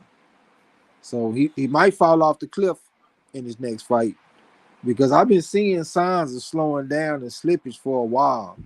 When he was fighting against people like Shakur Stevenson, that shit looked raggedy as a roach. and I wanted to see him retire then. But since then, he done came back with a good, solid performance against Navarrete, and that put him back in the mix. But I still felt like I saw some potential neurological damage with this guy. So if he get the victory, I want to see him just go ahead and hang it up and retire as a champion. Ride off into the sunset. To the sunset on them niggas. That's right. That boy D-Lo 404 say, Frank, I'm sure this is a question. Frank is rated same as Tank? Not quite, because Tank is bona fide. Tank is a bona fide 3.5, and Frank is a 3.5. He won 1 national championship, and Tank Davis won 3 Silver Gloves championships, 1 National Golden Glove championship, a National PAL championship, and a ringside championship. So yeah, they both was national champions, but Tank is a lot more to it. So they not quite the same, but close. 3.5, bona fide 3.5. Yeah, when you say bona fide, D-Lo, bona fide, that means a lot. That make the scale tilt a little bit more. You know what I'm saying? Because bona fide means it's going down. That's almost like having your position solidified. Yeah, he won 6 national championships. And the Silver Gloves is for the youngsters, like 15, 16. And then once you get 17 and you turn big boy open, you fight anybody up to 34. And that's when you start looking at the National Golden Gloves and shit. So Tank been whooping ass since he was a fucking young, all the way till he was getting ready to turn pro. He just didn't fight international. Huh. D-Lo say, I was saying both are 3.5s, but yeah, sounds like Tank should be a 3.75. I guess maybe if they bona fide, we might give it something like that. Okay. 7.5 represent bona fide. I like the way they look. Hold on, homeboy. Why you gotta go dub MZ? I'm not just hearing about the scale for the first time tonight. Good sir. I don't even know why. See, D-Lo just been coming at me lately. I don't know. I don't understand. Something got stuck in his craw. Because you explained to him what bona fide means.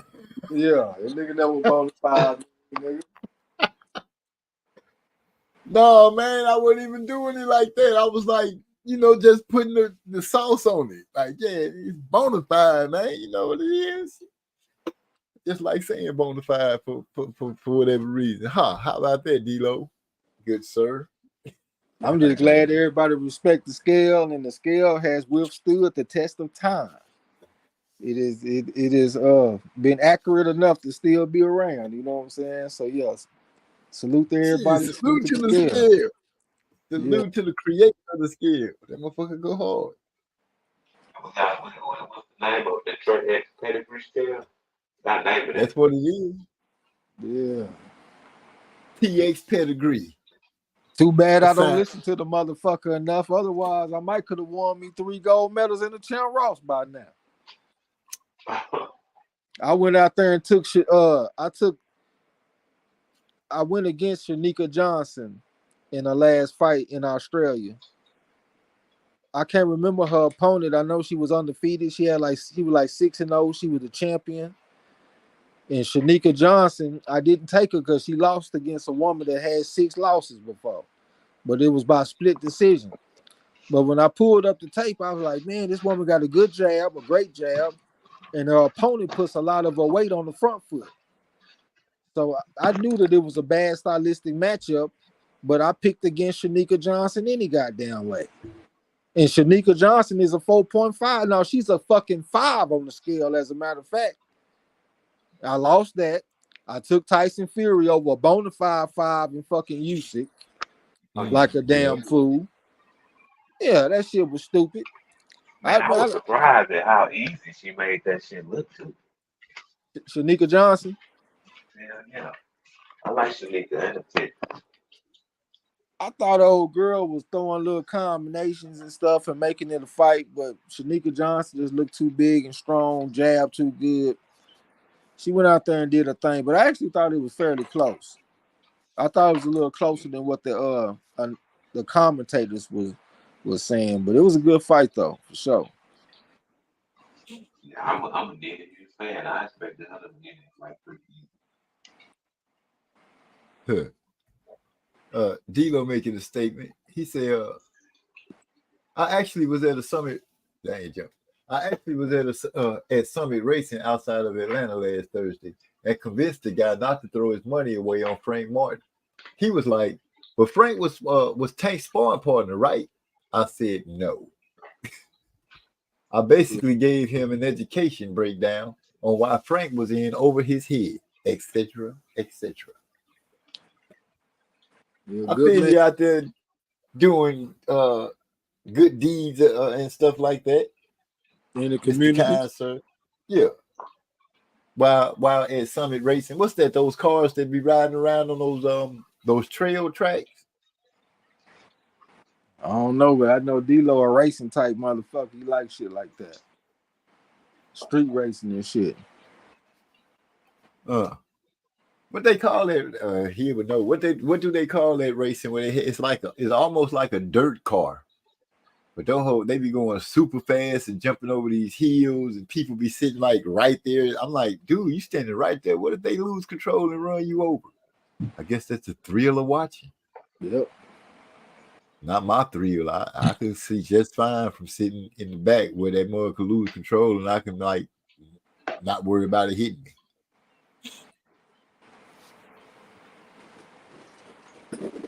It's officially Juneteenth in my area, man. So happy Juneteenth to all the black brothers and sisters. Yes, it is that. Same to you. The school around the corner from the job had a parade the other day in celebration of Juneteenth. And then they went down to this large park called Comanche Park here in San Antonio and had a big giant cookout and invited kids and parents out, just let them do their thing. Yeah, they have a celebration in Temple every year for Juneteenth. I'm gonna slide down there and eat some food and show my face, smoke some gas, and chill with my people. Hey, I feel it. Down to enslaved ancestors. Yeah. Shit, hey, get them African colors out the damn Juneteenth flag. This shit ain't about Africa. Yeah. It's about niggas being freed in America. Yeah, for real. The ADOS, huh? Yeah. This is if it's an ADOS holiday, this is it. Yeah. Nigga said, get that Africa out the flag. Nigga, get that color out of there. That's why they be having Jamaican color, African color. Yeah. You know they take our shit though, man. I remember we were calling racist white women Karen, and they took our word, man, and started calling folks Karen their own self. Like, nigga, that's our shit. Nigga, we were calling them Karen. I gonna take our shit like that. Well, that's just how it be. You know what I'm saying? It can't never just be about us. It got to be about everybody. We got to share it. We got to share it. Yeah, you got to. But we know what time it is, though. Yeah. They don't want to be a part, but they want to be a part so bad. Yeah. He say Summit is a speed store. Okay. He said, you talking about rally car racing. No thanks. People do get hit at those. Okay. And then he says, happy Juneteenth, great brothers. So, get some barbecue. Man. I guess I'll find. What'd you say, MZ?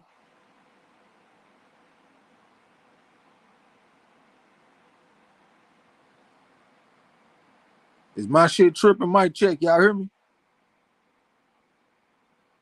Shit, I hear you. Okay, MZ just went quiet, nigga. You on mute, OG? I'm over there getting my little chicken out the crock pot, man. Yeah, I heard you over there getting that. Yeah, I've been hearing you eating the whole time. Well, shit, it's my fault. It's all good shit. Brother got to eat. His phone must have, or computer must have went dead or something. Now he done dropped off the stream. So yeah, he having technical difficulties over there. I was thinking he might be jumping off. He can jump back on. And I kicked off the whole thing. Yeah, let me try to find where he was in the chat. We can keep this shit rolling.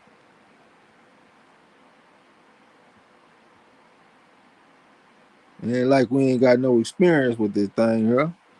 D-Lo said, hey, I watched a great documentary on Marcus Garvey on YouTube a few weeks ago. I will share it on Discord if y'all interested. I learned a good bit. Yeah, drop that shit, man. I'm gonna check it out. Marcus Garvey. D-Lo said, can we see the chat? We can now, man. I just got my device out. He said he couldn't hear MZ either. Yeah, I don't know what OG had going on. He lucky too, because I was just about to jump off and go find me something to eat, sitting up here listening to this nigga the Kane over here eating. I done got home. I swear I was just about to say, hey man, I'm gonna have to go grab something to eat, y'all. And then he started having them difficulties.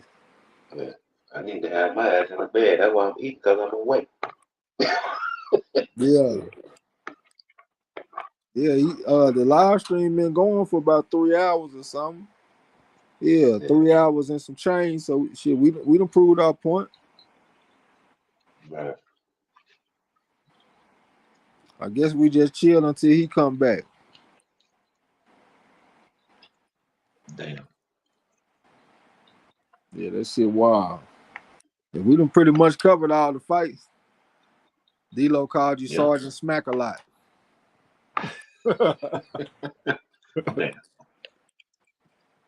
Yeah, we done covered the fights, man. We covered the fights that from last weekend, the fights that's coming up this weekend. We also got some shit, we got fights lined up all year though, man. We got so many good fights, it's crazy. It seemed like boxing done took a whole 180 from where it was 5 years ago. It seemed like we were talking about we can't never get no good fights. Now all we do is get good fights. Hey, I guess I want to thank Turkey Al Sheikh for that. Man. Hey, I requested that weekend. Our Bud gonna be fighting, man. I said y'all ain't finna throw no surprise Saturday on me on that day. I went ahead and just preemptively request that shit off. Yeah, I was probably gonna buy that one myself, man. I've been watching fights on the streams and shit, but I'm probably gonna buy that one. OG, what's up, man? Can y'all hear me? Yeah. Yeah, you man. So I'm sitting here and I'm talking to you guys, and I don't hear nobody respond back. So I'm like, can y'all hear me? And I look up and I notice that my internet disconnected. I go run to where the internet the module is. That mug offline. So I'm in this mug like, I hear y'all talking on my phone through YouTube. Y'all held it down. I appreciate it. Already. I'm about to go ahead and jump out though, man, to go find me something to eat. Oh shoot. I'm about to second that notion because I got some good food in there. I'm about to go grab. I'm gonna say that we had a good. Nope, no one heard you. I know that, D-Lo. I'm gonna go ahead and say let's end the stream on a good note. Congratulations to Tank, Frank. You know you did your thing. I think you'll be back. You'll be like Tank said. You'll be champ, just not this time. Yeah, man. Appreciate you letting me get on, man. Salute my nigga the Kane. Salute everybody in the chat. Had some good fights this past weekend. Gonna have some good fights this weekend. And if y'all ain't doing shit, man, when the fight's going on, jump on Discord, because we be on Discord talking shit while we watching the fights and stuff like that. And that shit be player. But I ain't gonna talk y'all to that, man. Appreciate you. Salute. Salute. So. Well, I guess we out. Yeah, hey, y'all.